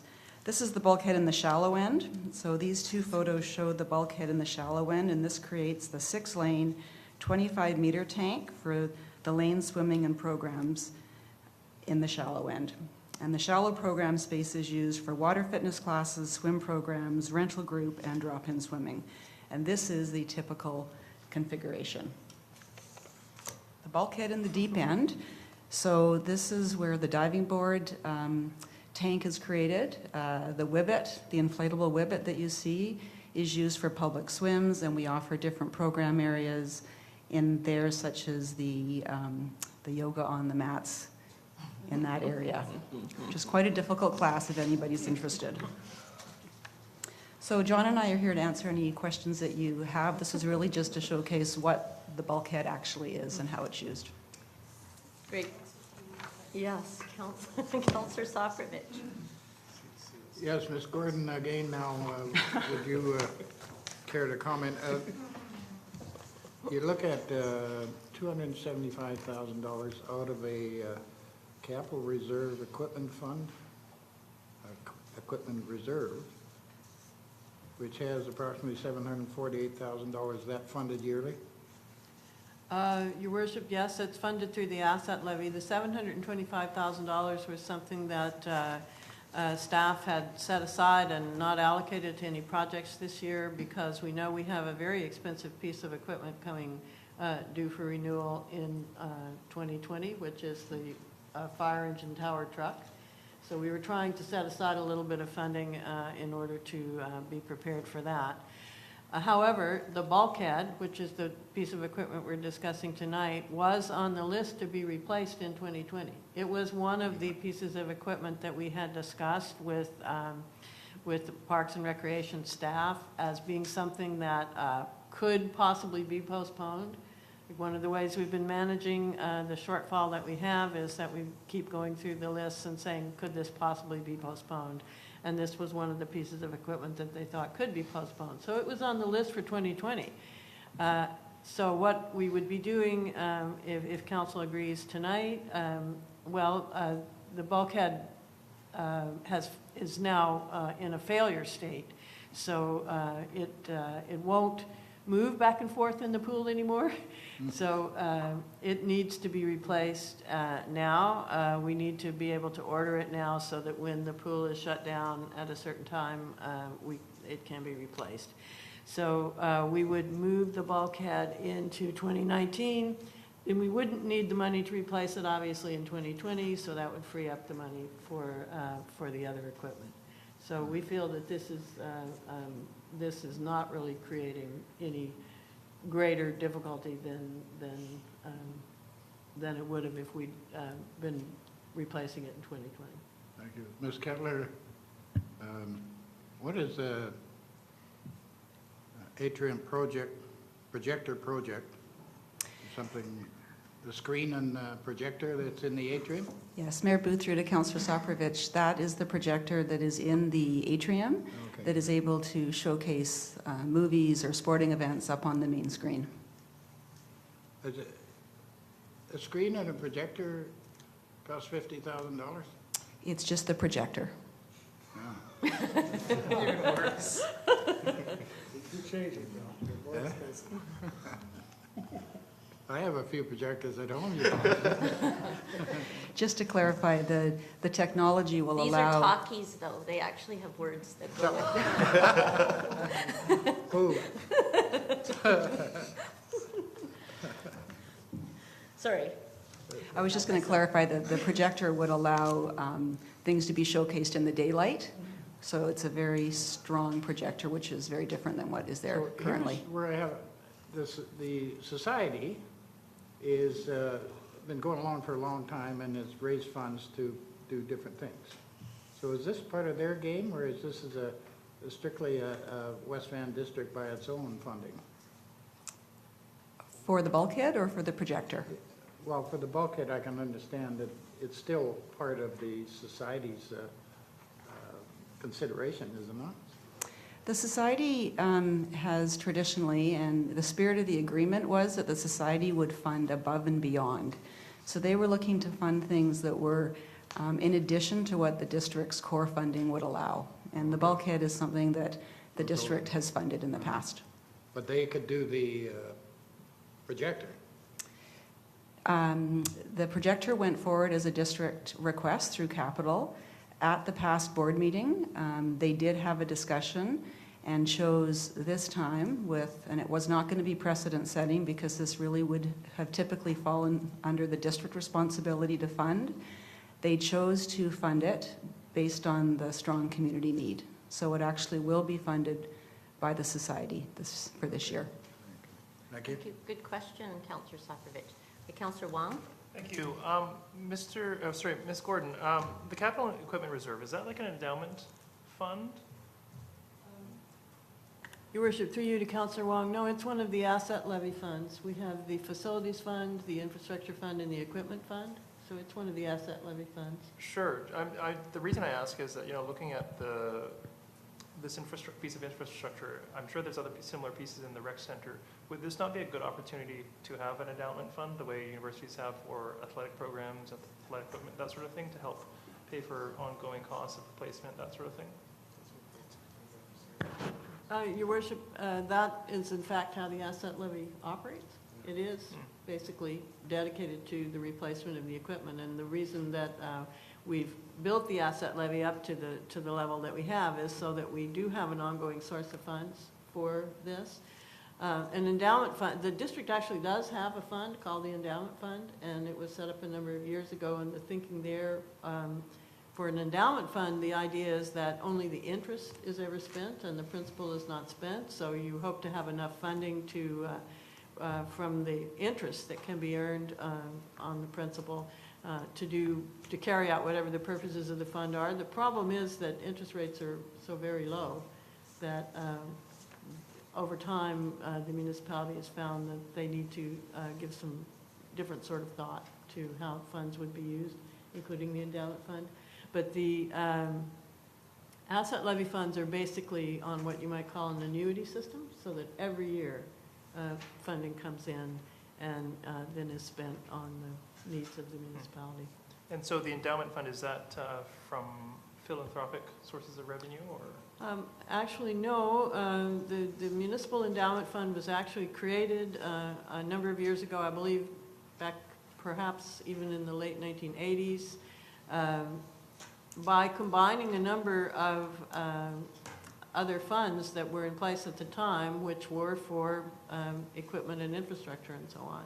So at that time, the thinking was to put those together and create an endowment fund and use the interest for various purposes. And it's gone through a number of iterations since then, and the Finance Committee has will probably be taking another look at what the best use of those funds are. Sure. I suppose my ultimate question is, would this not be an opportunity for us to create a philanthropic endowment fund to pay for things like this? Your Worship, through you to Councillor Wong, I don't think a municipality is actually a philanthropic organization, to be honest. It's wonderful that universities, or some universities, have been able to build up endowments by seeking legacies and so on from alumni and so on. But most universities, the endowments are used to provide things like scholarships. They're not really used to pay for any of the sort of ongoing actual costs of the organization. And for a municipality, with the number of different services that we're trying to provide and the number of assets that we're trying to maintain, I think setting funds aside and thinking that they can just be left to generate interest is possibly not the appropriate use of funds. Sure, thank you. Thank you. Yeah, and remember, this is coming from the community center, this one isn't, but the projector money is coming from their society, which can raise money. Yeah. All right. So can we get the motion then? Thank you, Madam Mayor. I'll move that the district purchase a new aquatic center bulkhead for a total cost of $275,000 and fund the purchase by transferring $50,000 from the 2019 Capital Community Center Atrium Projector Project and fund the remaining $225,000 through the Capital Equipment Reserve. Second. Okay. Any more discussion? All in favor? Opposed? Carried. Thank you very much. Thank you for that. Look forward to seeing that new bulkhead in the summer, fall. So number 9, proposed 2019 annual tax rates bylaw. I recommend that proposed 2019 annual tax rate bylaw number 5022-2019 be adopted. All right, all in favor? Opposed? Carried unanimously. Thank you. And we'll move on to the consent agenda. There's no new items, no business. Agenda, or at least comment on them perhaps. And that is the minutes from the Arts and Culture Advisory Committee. from March 20th. Sure, so you want to pull the arts and culture, and I'm pulling the first one. Councillor Gambioli's pulling the first item. All right, so then, I'll do the last Yeah. three? Yeah. I'll just do the last three? And sure. Okay, so, Madam Mayor, I apologize. Just before proceeding, I believe there's also a member of the public who wishes to speak to a consent agenda item. It might be easier to have them come up prior to putting the motion on the floor. Right, all right. Thank you very much for that reminder. Thank you. Mr. Bretner, did you want to come up and speak? I actually wanted to hear about the master plan before I comment on it, because I don't know what it is yet and cannot make a comment on it. so it's item 11.1. Item 11.1, which you're pulling. Yeah, all right. I think we can do that. We could accommodate that. Madam Mayor, then if Councillor Gambioli, who I believe is also pulling 11.1, would like to make her comments first, and then we can hear from the member of the public before putting the motion on the floor. Okay, Thank you. thank you. Okay, so should I just recommend the other three? Yeah. And then we'll go with one? Okay, so I'll recommend the consent agenda items as follows be approved. Item 11.3, 11.4, and 11.5. Second. Okay, all in favor? Sorry, Madam Mayor, I think Councillor Wong's pulling minutes out of 11.4, so Council would, I'm sorry. No, It he's was pulling 11.2? 11.2, I thought. Sorry, I thought he was pulling. sorry, he No. he referred to the minutes, so I Correct. just, You're correct. I referred to- 11.4. okay. So then Councillor Gambioli, it would I'm be to sorry. approve 11.2, 11.3, and 11.5, leaving out 11.1 and 11.4. Just like he said, yes. Thank you. I will second that motion. Hold on, I just have a question, though. Okay, 11.4 on my blue sheet is the correspondence list. And Oh, and I can catch the minutes in there? All That's right. correct, Madam Mayor. Okay, fair enough. Thank you. All right, thank you. So there was a second in Councillor there. Cameron. All right, all in favor? Opposed, carried. Thank you. So we'll go to the 11.1 Okay, item. 11.1, okay. Well, I was pulling this because I thought, wow, this is actually a substantive report regarding the overview of Ambleside Park Master Plan and the whole process. So I think I had a few questions about how this was going to relate to public engagement with the Community Engagement Committee. Yes. Okay, so on page 4 of the report, it shows 3 squares, phase 1, phase 2, phase 3. And I wondered, it didn't say in the report, now I've got my antennas up a little nervously about the definition of the kind of community engagement we're doing each time. And so I wondered if staff could tell us now, or whether it's for a later date, to be clear about which level of engagement we're talking about in phase 1, at least in phase 1 for this year. And then when that staff would want to be coming to the CEC. Again, I sort of backed up the timeline, and I'm imagining it would sort of be in the fall of 2019. But anyway, just thought I would ask. Madam Mayor, in anticipation that this report might be pulled, we do have a brief PowerPoint presentation, which might be nice to show, to give an overview of the master plan process. And then perhaps council may get their questions answered through that, or there may be further questions that come up. And so Andrew Banks, Senior Manager of Parks, and Ian Harris, who is our Parks Planning and Development Manager, are here with a very brief presentation. Thank you. Thank you, Madam Mayor and Council. Is this a coincidence we had a PowerPoint presentation ready for you to go? No, you're absolutely prepared and anticipating this moment. So thank you for this opportunity. So everybody is aware that Ambleside Park is probably one of the district's highest use and beloved parks within our extensive system. But it does have some critical infrastructure, including underground utilities, internal roads, parking lots, buildings that have reached the end of their serviceable life and require replacement in the future. So coupled with this and the high use and importance of this part of the community, this presented us with an opportunity to consider Ambleside Park in a more holistic manner via systematic approach for the development of the master plan.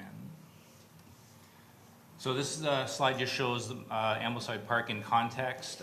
We have a lot of surrounding landowners that touch onto the park.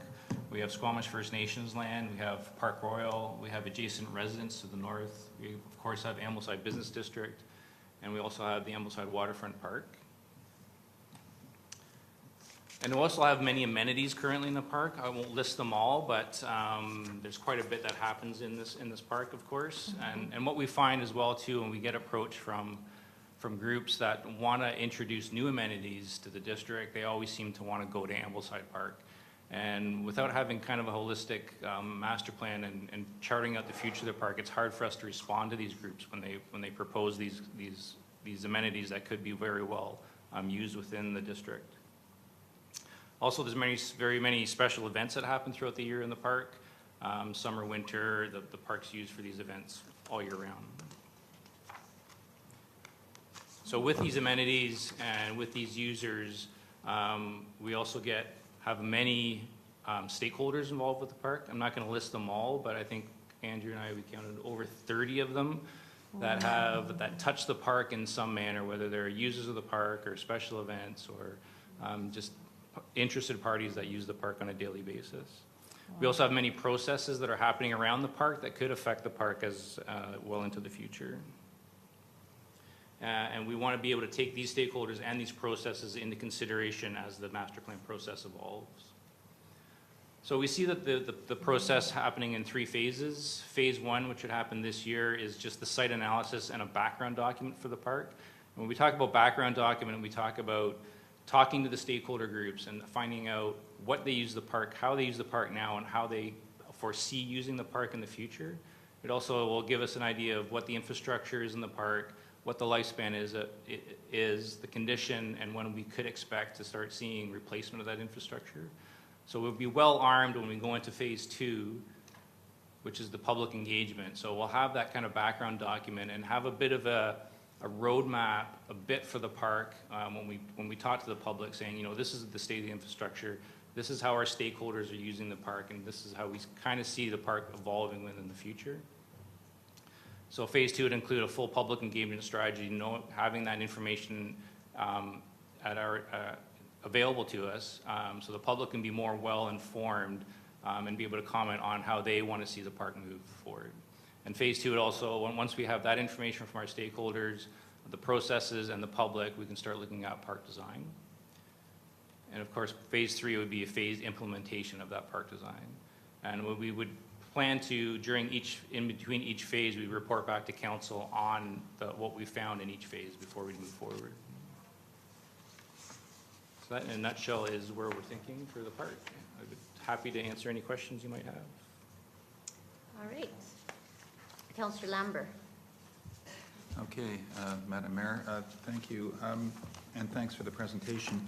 Question, when you talked about replacement of infrastructure, could you elaborate on what the potential scope of that might be?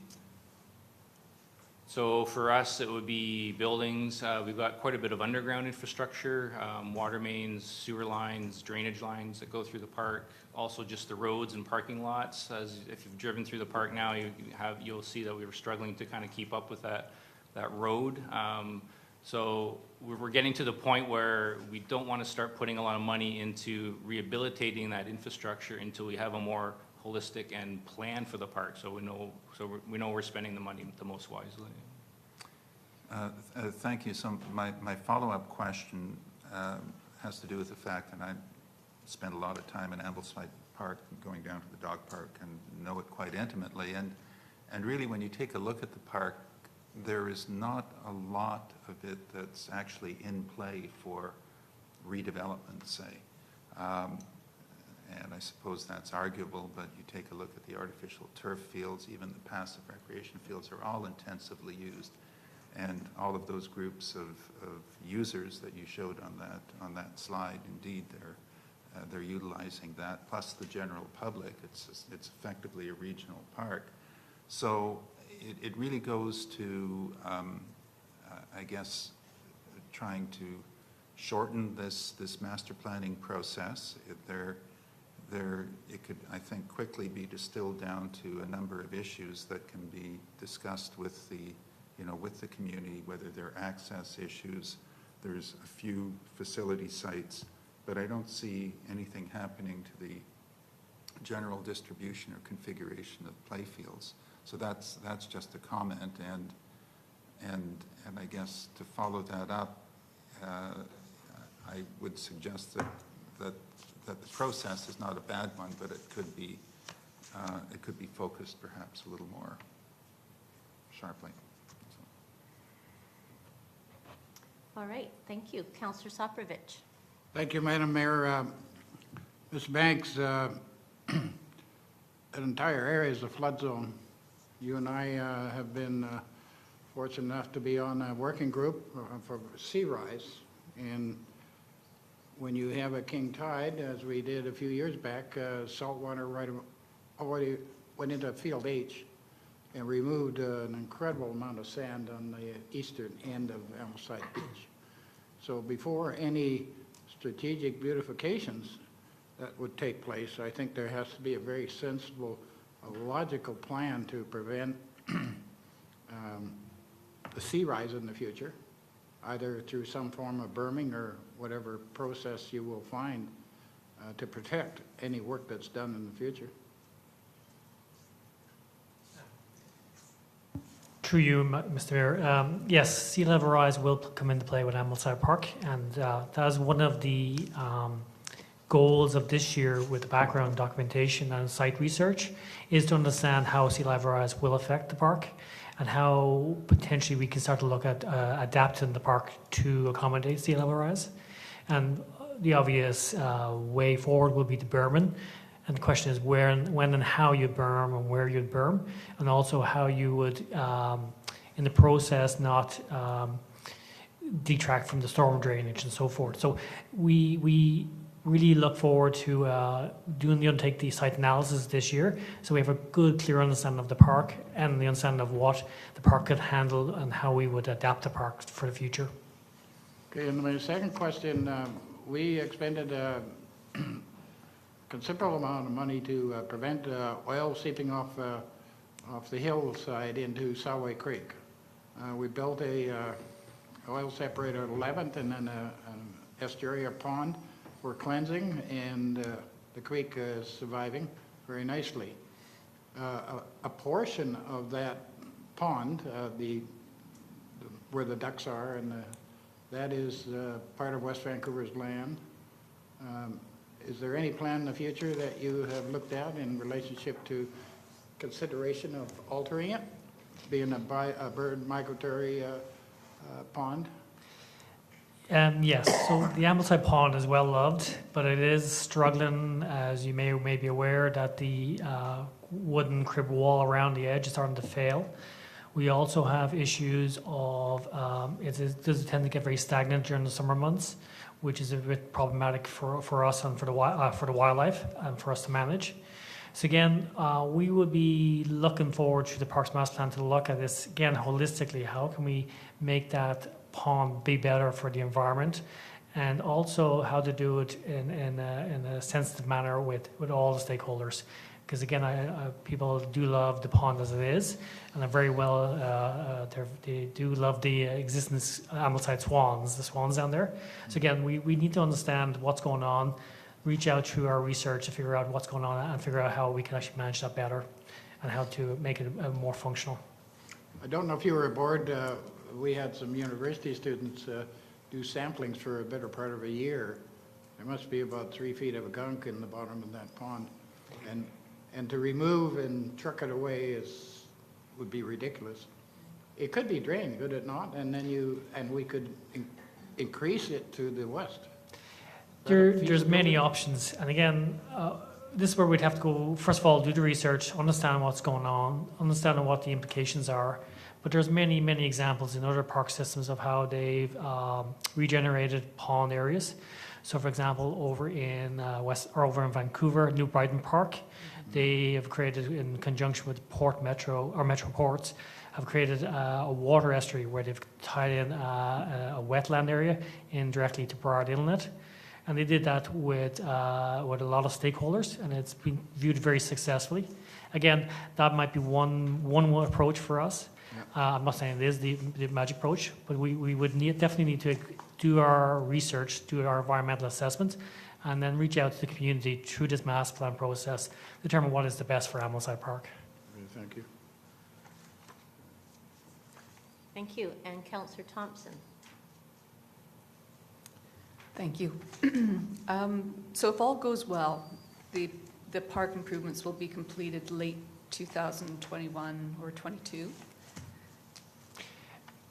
No, what we'd have is, we would like to see is a master plan or a framework for how we would move forward with future replacement of infrastructure, and how we also adapt the park for the future, how we modify it. So it'll give us a long-term framework, a long-term plan. That's what we're hoping for.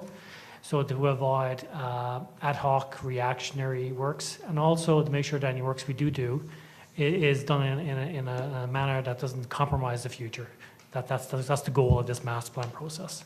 Okay, well, you mentioned the improvements or replacements of infrastructure, and I've heard in the community some concerns about the quality of the road through the park.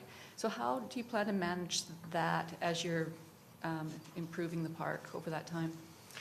So if we do our research and we get the information and we get an understanding from the community of what they'd like to see, we could do a phased replacement plan.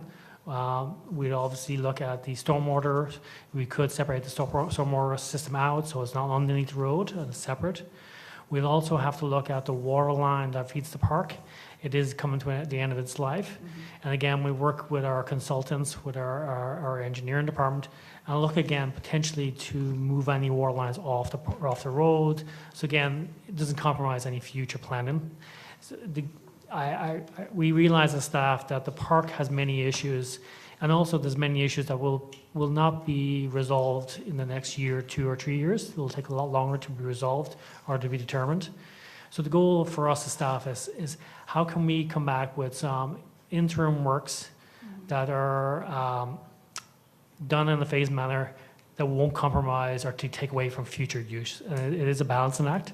And again, what we staff are trying to avoid is us coming in, asphalting over the road, replacing the road, and then realizing afterwards that we need to move the water line, stormwater, or we realize that the road network could be better orientated to improve parking, improve direction, improve movement. Again, we have opportunities to look at that, and that's our goal, is to avoid a kind of ad hoc reactionary approach. That's the goal of this master plan process. Do you currently have any plans to improve any of the roadways through the park? Currently, all we plan to do is keep on top of pothole repairs. We did do some drainage works over by the, I call it the Ambleside, the triangular piece of land. It's over by near the dog park. We had some drainage issues. We did some interim drainage work over there. The works we did was a challenge because of grade. The road is actually a little bit almost at the same height as sea as the ocean, so we were struggling with getting water off the road. We managed to do it better, but again, it's all it needs a holistic look and a proper approach. Yeah, I can appreciate that. Thank you. Councillor Gambioli, or Councillor Cameron. Thank you. While I agree with Councillor Lambert that there's many sort of pieces that are kind of fixed in place in the park that aren't going to change, it seems to me there's there are still a number of question marks and open areas, and I'm wondering how you're going to deal with this, because I'm mindful of your comments about infrastructure, but it seems to me you can't really decide on infrastructure, roads, water, sewer, that sort of thing, without deciding, for example, and I'm wondering how you're going to do with this in the master plan. Is the master plan going to make recommendations regarding the location and configuration of a boat ramp? Yes, so we are aware, and through the Ambleside Waterfront Plan process, we are aware that people want a boat ramp in the Ambleside area. And there has been recommendations or suggestions that we put the boat ramp, new boat ramp in Ambleside Park. Again, it can be accommodated over by the welcome figure groin, but before we would do that, we really need to understand the implications for the park, implications for from a cost perspective of how to do it, and also implications on the existing road network, because a new boat ramp would require additional infrastructure, as in more parking and so forth. So again, through this master plan process, our goal is to do the research, understand what's driving the current issues in the park and potentially the future issues in the park, and then reach out to the community and say what you would like to see. So in the presentation tonight, the brief presentation, this is a complex park, many issues. It will take time to do it. That's why we are proposing doing a phase approach. And I can see us come back to council after each phase with an update report, and also potentially with interim recommendations to accommodate stuff that we've explored. So, okay, what the question I was asking wasn't substantively about the implications of the boat ramp. It seems to me the boat ramp is one of the key things you're going to have to determine in order to come up with a final master plan for Ambleside. Is that going to be something that's decided as part of the master plan process? Yes or no?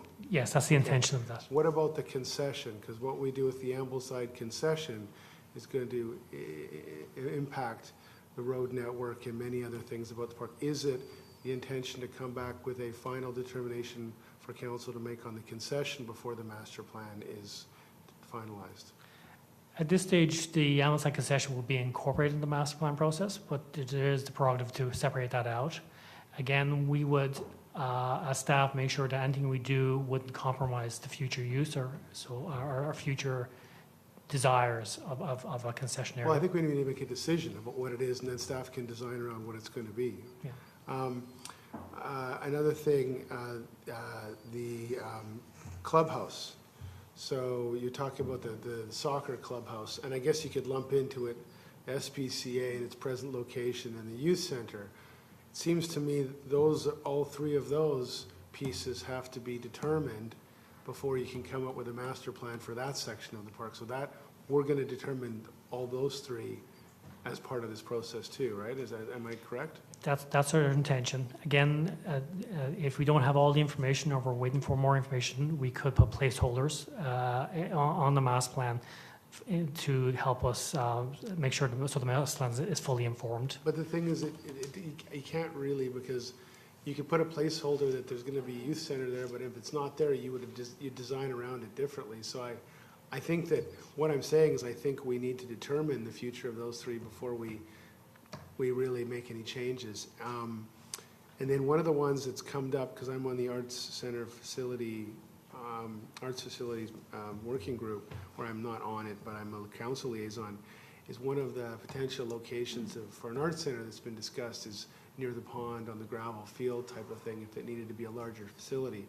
Well, if that's there or if it's not there, that completely changes, I think, again, the infrastructure or the master plan for the park. So it seems to me that is another big piece that has to be established before the master plan can really be finalized there. I mean, would you agree with that too? Sorry. Yeah, I think Councillor Cameron just hit on what we're struggling with as well. Like, there's so many moving pieces in Ambleside Park. How do we move forward? So when we do that kind of background document, we hope to hopefully resolve some of those questions. So when we go out to the public, we can say, yes, this is what's happening with the youth center, and this is what's happening with SPCA. Those are kind of pieces that could stay there or could not. Like, we haven't decided that yet, but we've got to give staff or public a little bit direction. It's very difficult when you go out to that public consultation and they say, well, what's going on with SPCA? And we say, well, we don't know yet. So we want to kind of answer those questions. I guess that's what I'm trying to say to you in a roundabout way, is that I think these are pieces that have to be in place. Now, I don't think it's your prerogative.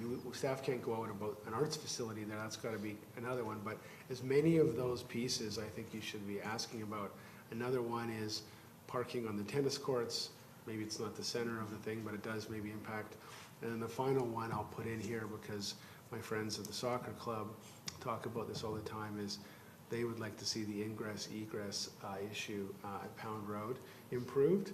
I know that maybe isn't quite as important for the rest of the master plan, but I guess what I'm saying, all these things really need to be nailed down as much as possible. Otherwise, the master plan's not going to address them, and then we're going to having to go back and revisit it. So it is a hard thing to do, but I think those things have to happen first, and then the master plan comes, before and after. Anyhow, just my feedback. Okay, thank you. Councillor Gambioli. Okay, so just two comments, and just following on that segue of Councillor Cameron relating to the final, master plan. I'm assuming it would include the costs of things like the boat ramp, which was last pegged at $2 million, and whether or not we want to afford that has to be decided kind of long before we have it in a final master plan. Same thing with the concession, same thing with the clubhouse, although I don't know if that's going to be funded by the user groups. Anyway, so yeah, just to reiterate that the costs are a major factor in terms of what we can afford, so the sooner we know the costs, the better. And the only thing I see missing for me around your phase one is you say in phase one, the last bullet or little arrow on page 4 says engage with key current and potential Ambleside Park stakeholders to understand how the park is being used today and the desired use for the future. And then you list all of the stakeholders at the bottom of page 5, the 3 different sort of groups. But what I see missing is these are all kind of traditional stakeholders which have an organization and a person to talk to. But my impression of what happens at Ambleside Park is that there are so many just people from the public, people from other communities that just come and have picnics and go to the beach and go for a walk.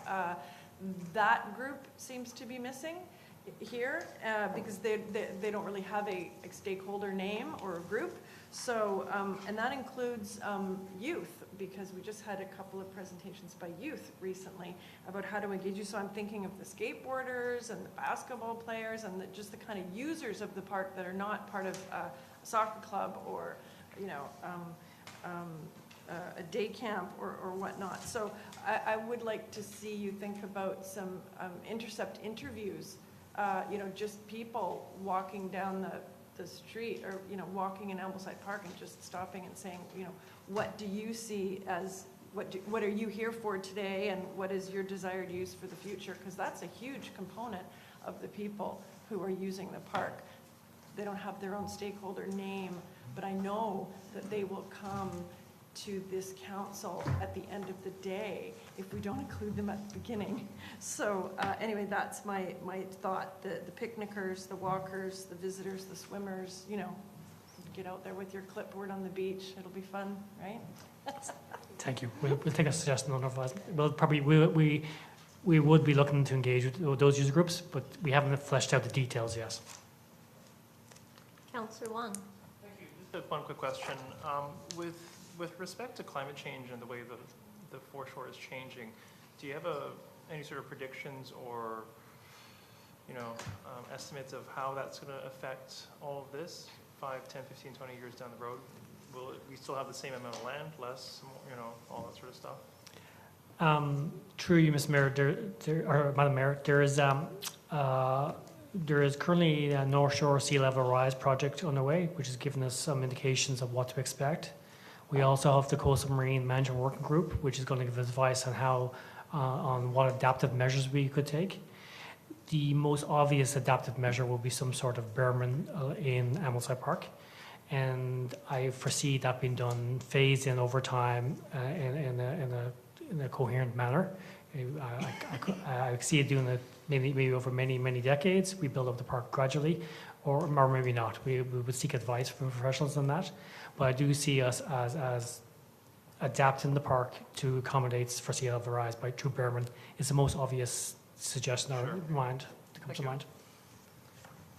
Okay, and Mr. Bretner, would you like to speak to the matter now?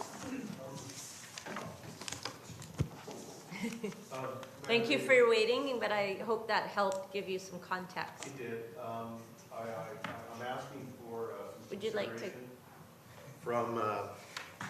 From you and council, because my matter was involving the boat ramp, the decommissioned one, which until very recently, if you looked at the Ambleside Park website, was considered to be one of the amenities of Ambleside Park.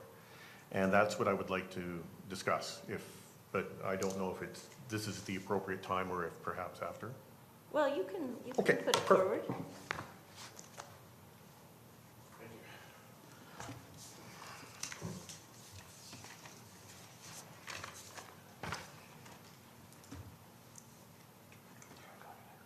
Thank you.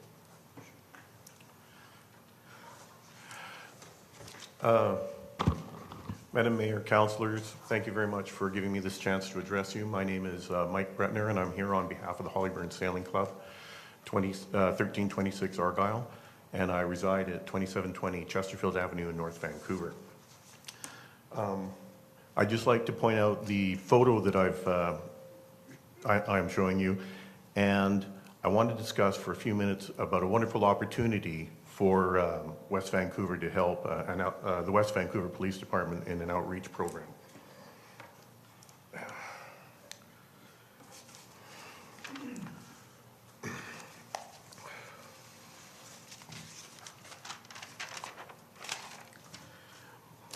These are canoes at the beach just in front of the sailing club after an awakening ceremony paddle that happened a couple of weeks ago. And the awakening ceremony was on a Friday, and when I was at the sailing club on Friday, all of a sudden these wonderful canoes landed at the beach. And it was an arranged event. The Hollyburn Sailing Club was to host a Friday night skippers meeting and a Saturday breakfast. But what I really admired about this event is that it kind of went south, and it still really worked out. The canoes, due to weather and sea conditions, couldn't land where they planned to land, so they analyzed the situation, made the call, and landed at the Hollyburn Sailing Club beach, where conditions were favorable for the paddlers. They figured it out and they made it work. The group was going to camp overnight in the park near the welcoming figure, but it turned out to be too windy. I don't know if people remember, but that Friday night and Saturday, there was a big windstorm came through. The tents blew over. So they ended up camping in the sailing club, which had hosted their skippers meeting the night before and was going to host their breakfast on the Saturday. So again, a group of youth figured it out and made it work. But isn't that what we want? Paddlers, people who can think in their canoe and make the situation work with the resources at hand? The Hollyburn Sailing Club wants to help the West Vancouver Police Department with their pulling together canoe journey by giving them access to our ramp, and the club is asking the District of West Vancouver to allow the seasonal storage of the canoe, which has a great name that I cannot pronounce, I'm sorry. The former car and boat trailer parking area beside the west fence of the clubhouse is what we're asking to be able to keep the canoe at for the season. The problem West Vancouver Police have is that they've got this great canoe on a road trailer with a big truck to tow it, and there's no launching ramp, as was discussed earlier, in West Vancouver to do so.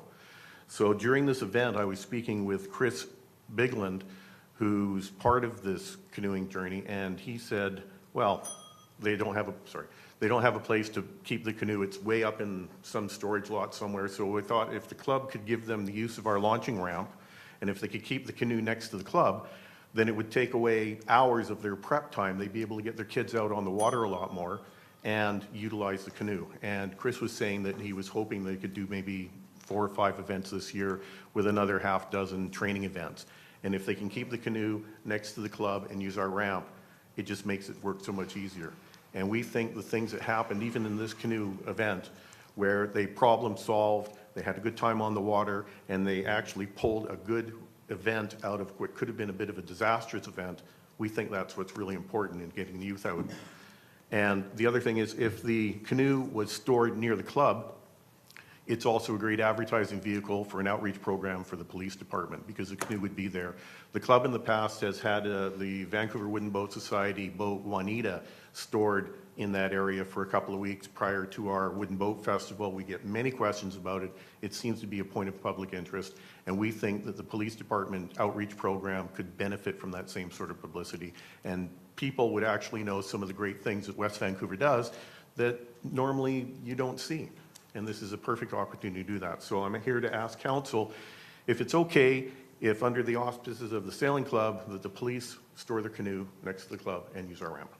So Thank you. I think that's a great idea, and I think we should get you to speak with Ms. Moy. It's also a bit of piece of public art, this canoe, so, Yes.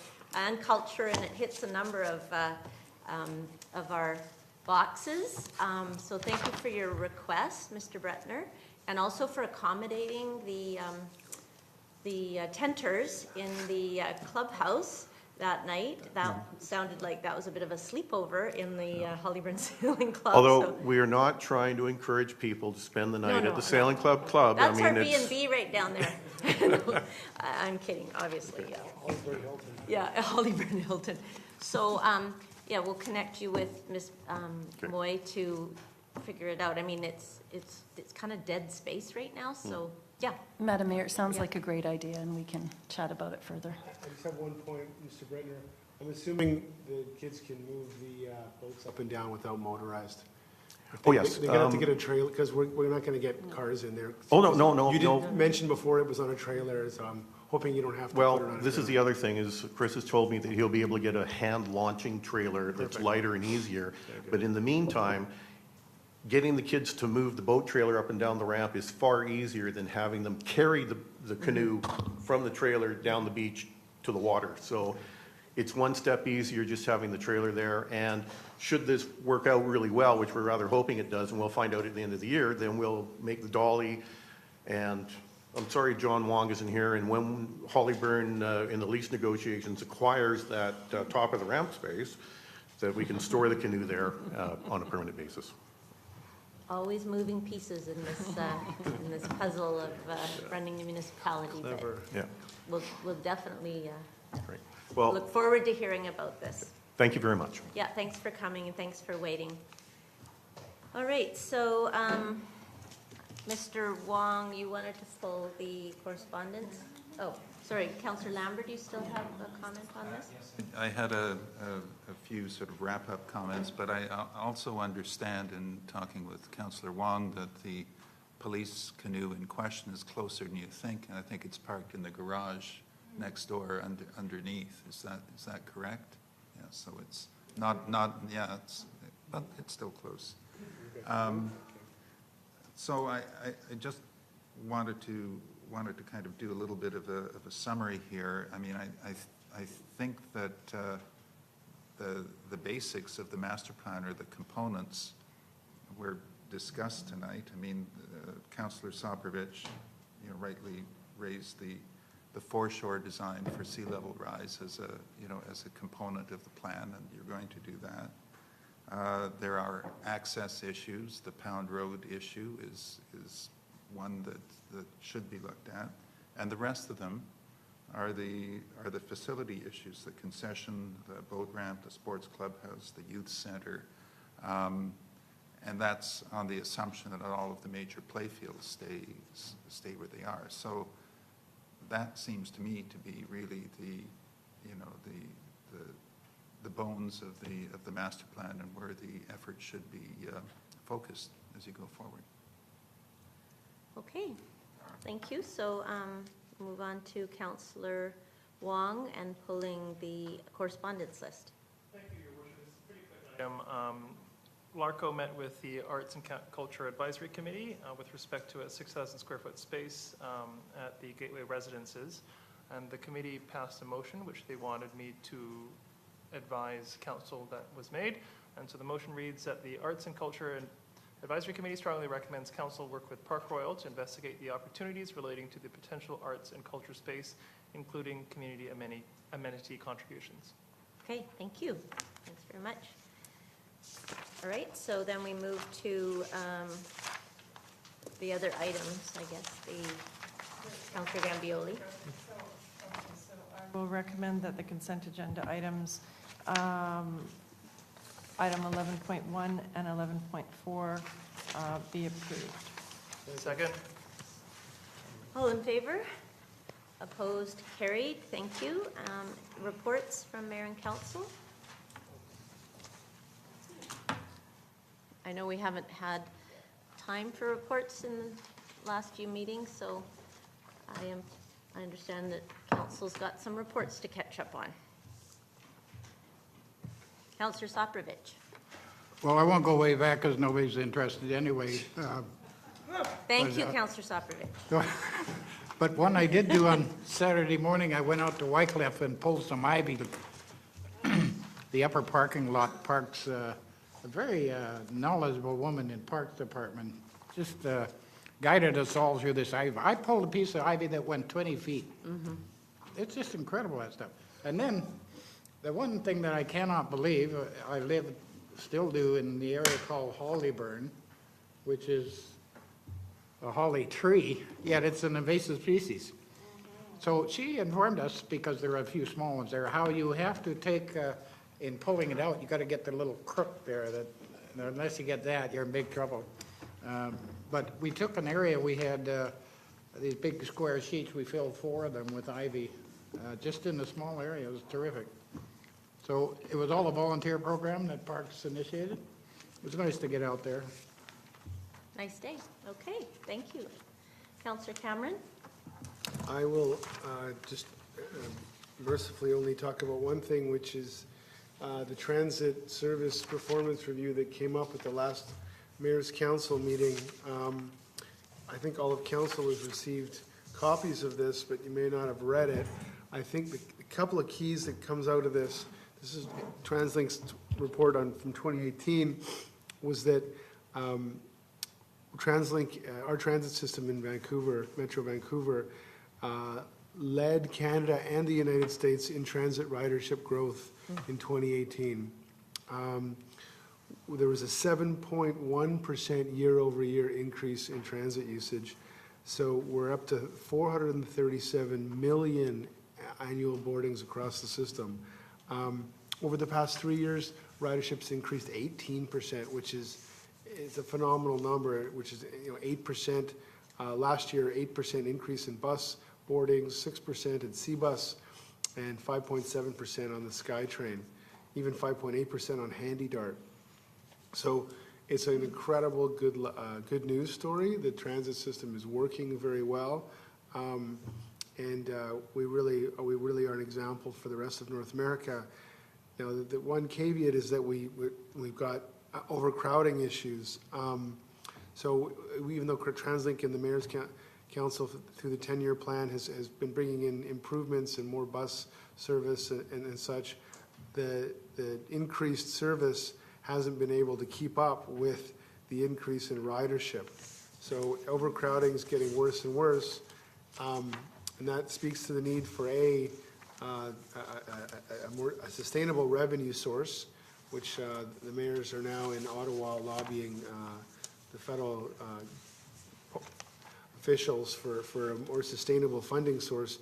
But it also speaks to what we need to do to deal with overcrowding in terms of traffic.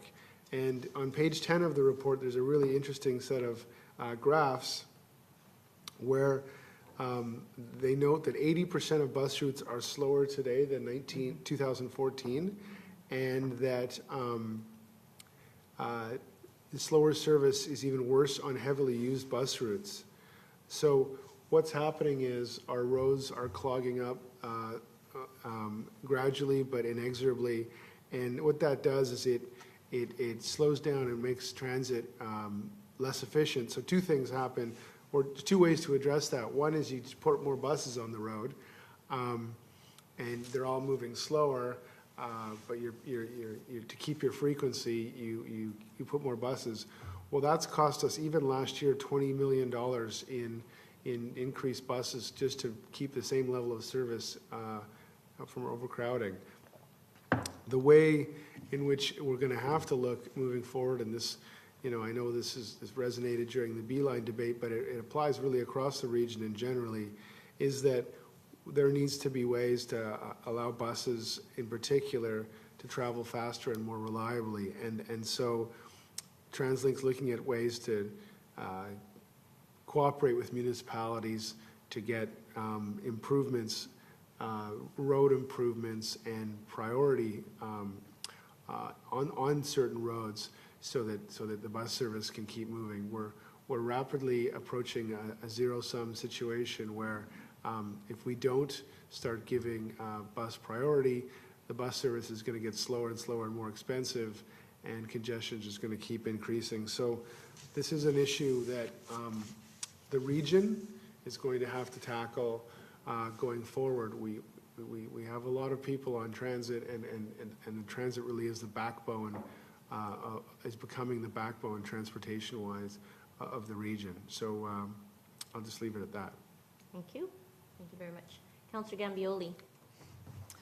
Oh dear, well, it's been so long since we've had time to do these reports, so bear with me.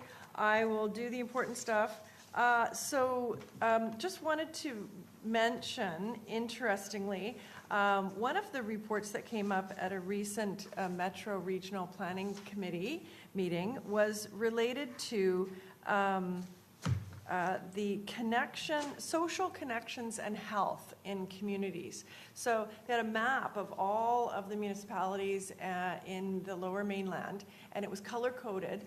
And this was related to a survey that had been done in 2013 and 14. I don't know if any of us did it. I remember doing it. It was related to questions about your community and how involved you are and this kind of thing. So if you're very connected to your community, the color was dark blue, and then it sort of faded to a lighter blue. And when you looked at the whole Lower Mainland, West Vancouver was dark blue, which means that people here, or at least people who filled out that survey, felt that they were very connected to their community. And interestingly, the epidemiologist who authored the report said, among other things, that volunteering in your community makes you feel connected. Using community facilities makes you feel more connected. Interestingly, seeing many people walking or cycling in your community makes you feel more connected to your community. I thought that was really interesting. And living 13 years or more in the same neighborhood makes you feel very connected to your community. So I then asked the epidemiologist, well, considering all those factors and considering that West Vancouver is very dark blue, would you say then, if you feel very connected to your community, does it relate at all to feeling that you don't want anything to change in your community if you're very connected to your community? And her answer was yes. So I thought that was just interesting for us to know going forward that our community is, the members here feel particularly connected and don't want things to change as a result. So we just need to keep that in mind. Because as many of us know, that's sort of the impression I get, but it's apparently epidemiologically true. So anyway, they're going to redo that survey this year and next year. It will be interesting to see if after 5 years any of those results have changed, if we feel any more or any less. We can't be a whole lot more connected, but if people living here now feel less connected. Anyway, so that was interesting. Is someone else going to talk about the youth awards? Yes. Okay, I'll skip that. You saw tonight evidence of some of the work we've been doing on the as part of the Public Art Advisory Committee.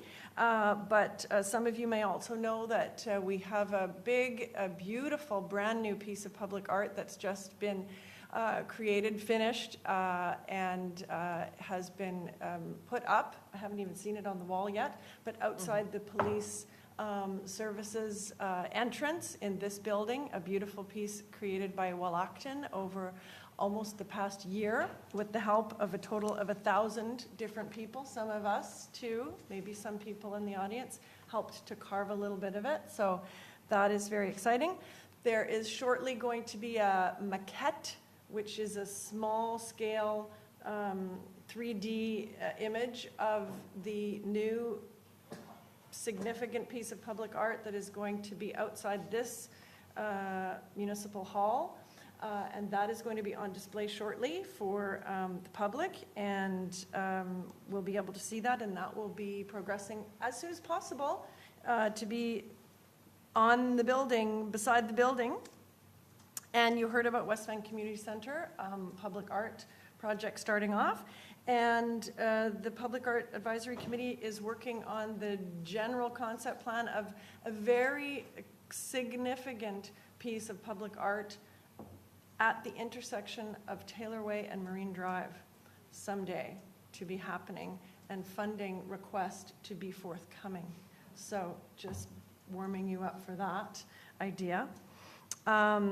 The Heritage Advisory Committee has been very hard at work, and we have looked at 3 heritage revitalization agreements in the last 3 months, and those will be coming to council soon. And also, we are working really hard on our framework that council asked us to create by the end of June, although I think we can't get it on the agenda before the first meeting in July, but it's coming. And how to save more heritage properties, how to get ahead of the demolition permits, essentially.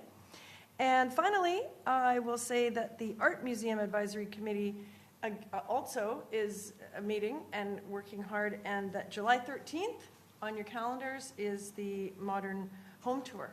So get your tickets, Saturday, July 13th. Okay. And someone else is going to speak about the foundation event, maybe. Okay. Councillor, thank you, Councillor Gambioli. Councillor Lambert, you're next. Councillor Gambioli forgot to mention that there's a major public art installation at the Park World Cinemas that was unveiled. It's not ours, and it wasn't part of our committee, so that's why I didn't mention it. Okay, but it's still a beautiful piece of public art in our community. And further to Councillor Cameron's comments on transit, you know, Metro Vancouver is kind of the current poster boy in North America for transit, and we will be hosting the premier transit conference in September, Railvolution, for the first time that it's been outside of the U.S. So the city's going to be flooded with 2,000-3,000 transit nerds that are going to be riding the SkyTrain and the B line, and West Van has been invited to participate and sponsor some of the events as well. So the Neighborhood Character Working Group survey closes on May 17th. So I'm sure everyone here is aware of that, and hopefully will have completed the survey. The group has just concluded a series of stakeholder meetings that have verified the 5 key issue areas that we've been working on. Progress may seem slow, but now I think it's going to pick up quite a bit because we have a focus on those areas where we believe we can have leverage to fulfill the mandate for the group. So that will be coming forward in the next few months. Thank you. Anyone else before I give my report?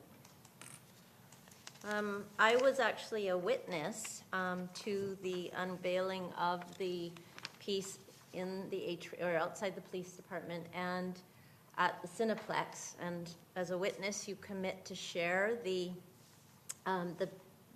information and the stories about the pieces of art.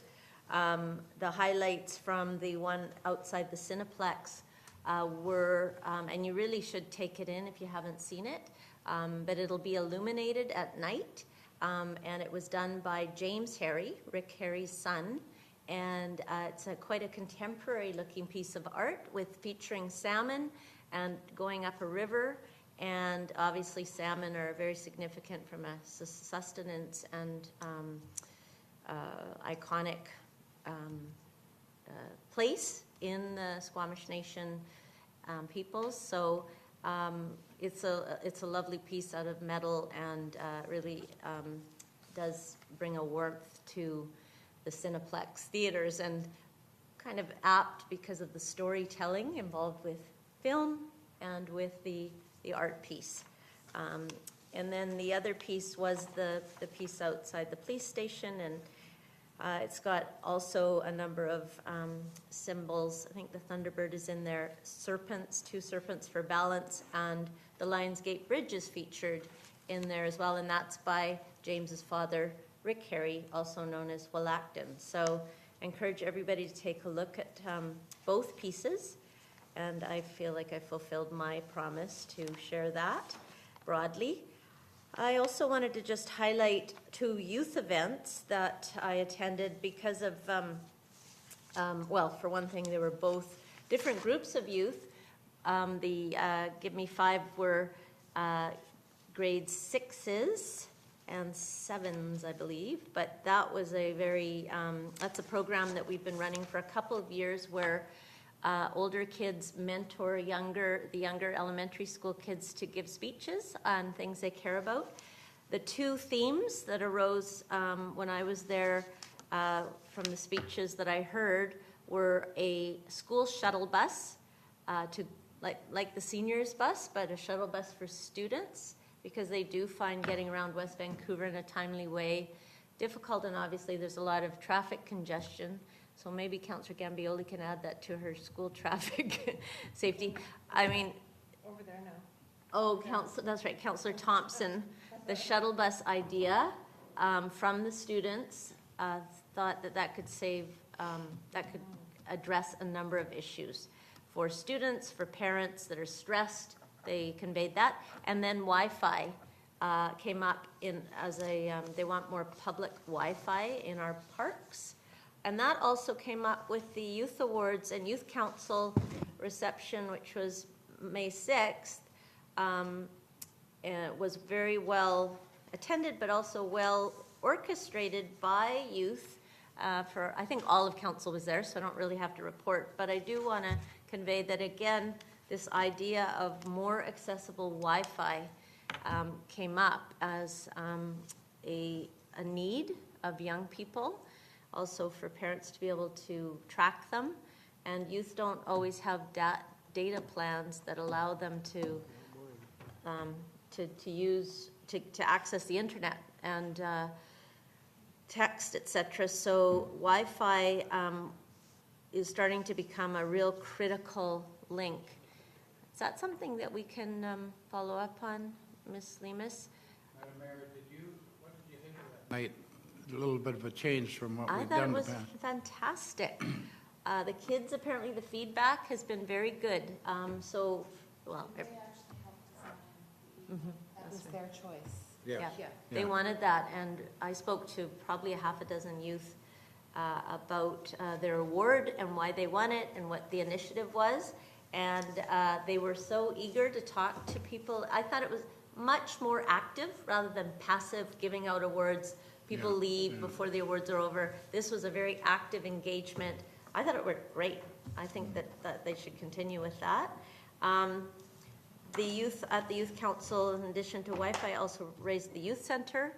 So council should be keeping that on our radar around a place for youth in our community now that youth center has burnt down.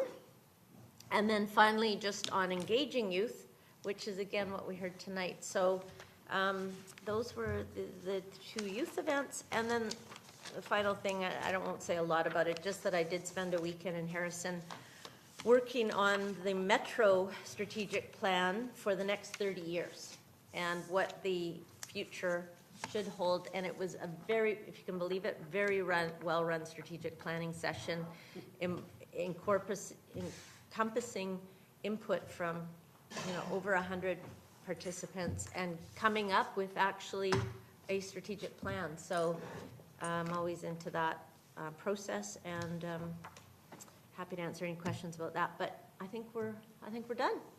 So could I get? Oh, we're not done actually. We have a speaker. So could I get a motion to accept the reports or receive the reports from Mayor and Council? All in favor? Opposed? Carried. Thank you. And then the public question and comment period, we do have a speaker who has patiently waited, Mr. Hunt, Colin Hunt. Thank you for waiting. Yeah, just a very quick bit of information or a comment, I guess. I'm driving along 2200 Jefferson the other day, and I see a development sign that out of the corner. I stopped and read it. And actually, when I read it, I have to say I thought it was an April Fool's joke. And it was a little late, but you're going to see a proposal for 26 townhouse units. I don't know if you've seen it yet or it's been here. We haven't, it hasn't come to council yet. I didn't think it would have. No. But 2 single-family dwellings come down and 26 townhouse units go up. I think what you're looking forward to or not is you think Beeline was a bit of a pain in your backside. I think you're going to look back at Beeline quite fondly when this thing unrolls. I mean, it's so unbelievable. Maybe Ms. Lemus can just, for council and Mr. Hunt's, just kind of explain the process and what's going on with this. I know the proponents holding an information meeting, but tomorrow. So thank you, Madam Mayor. So this actually is a process that came forward not too long ago, which allows an applicant to go out to the community, get feedback well before actually making a formal application to council, with the idea that they can float the idea to the community, get feedback, and whatever feedback they get should be incorporated into the development or the application that comes forward to council. So ultimately ensuring that the community has ample opportunity to hear what the proposal is and provide some feedback. And there will be a staff member there, and we have started to hear from the community on this, and so we're very alive to the issue. I rather imagine, just based on the thing, it takes me back about 15 years to the transition zone debate, which was probably predates. No, I remember, well, it does predate us, but I do remember that as a resident. Don't think it predates Mr. Soprovich, but you remember that, yeah. Well, there weren't, there weren't facilities big enough to handle the crowds on that. I mean, so people see this as the same thing. Thank you very much. Thank you. Thank you for waiting all that time, and appreciate you attending the meeting. All right, so I don't think I see any other speakers. Can I get a motion to adjourn the council? So moved. All in favor? Opposed? Carried. Thank you very much.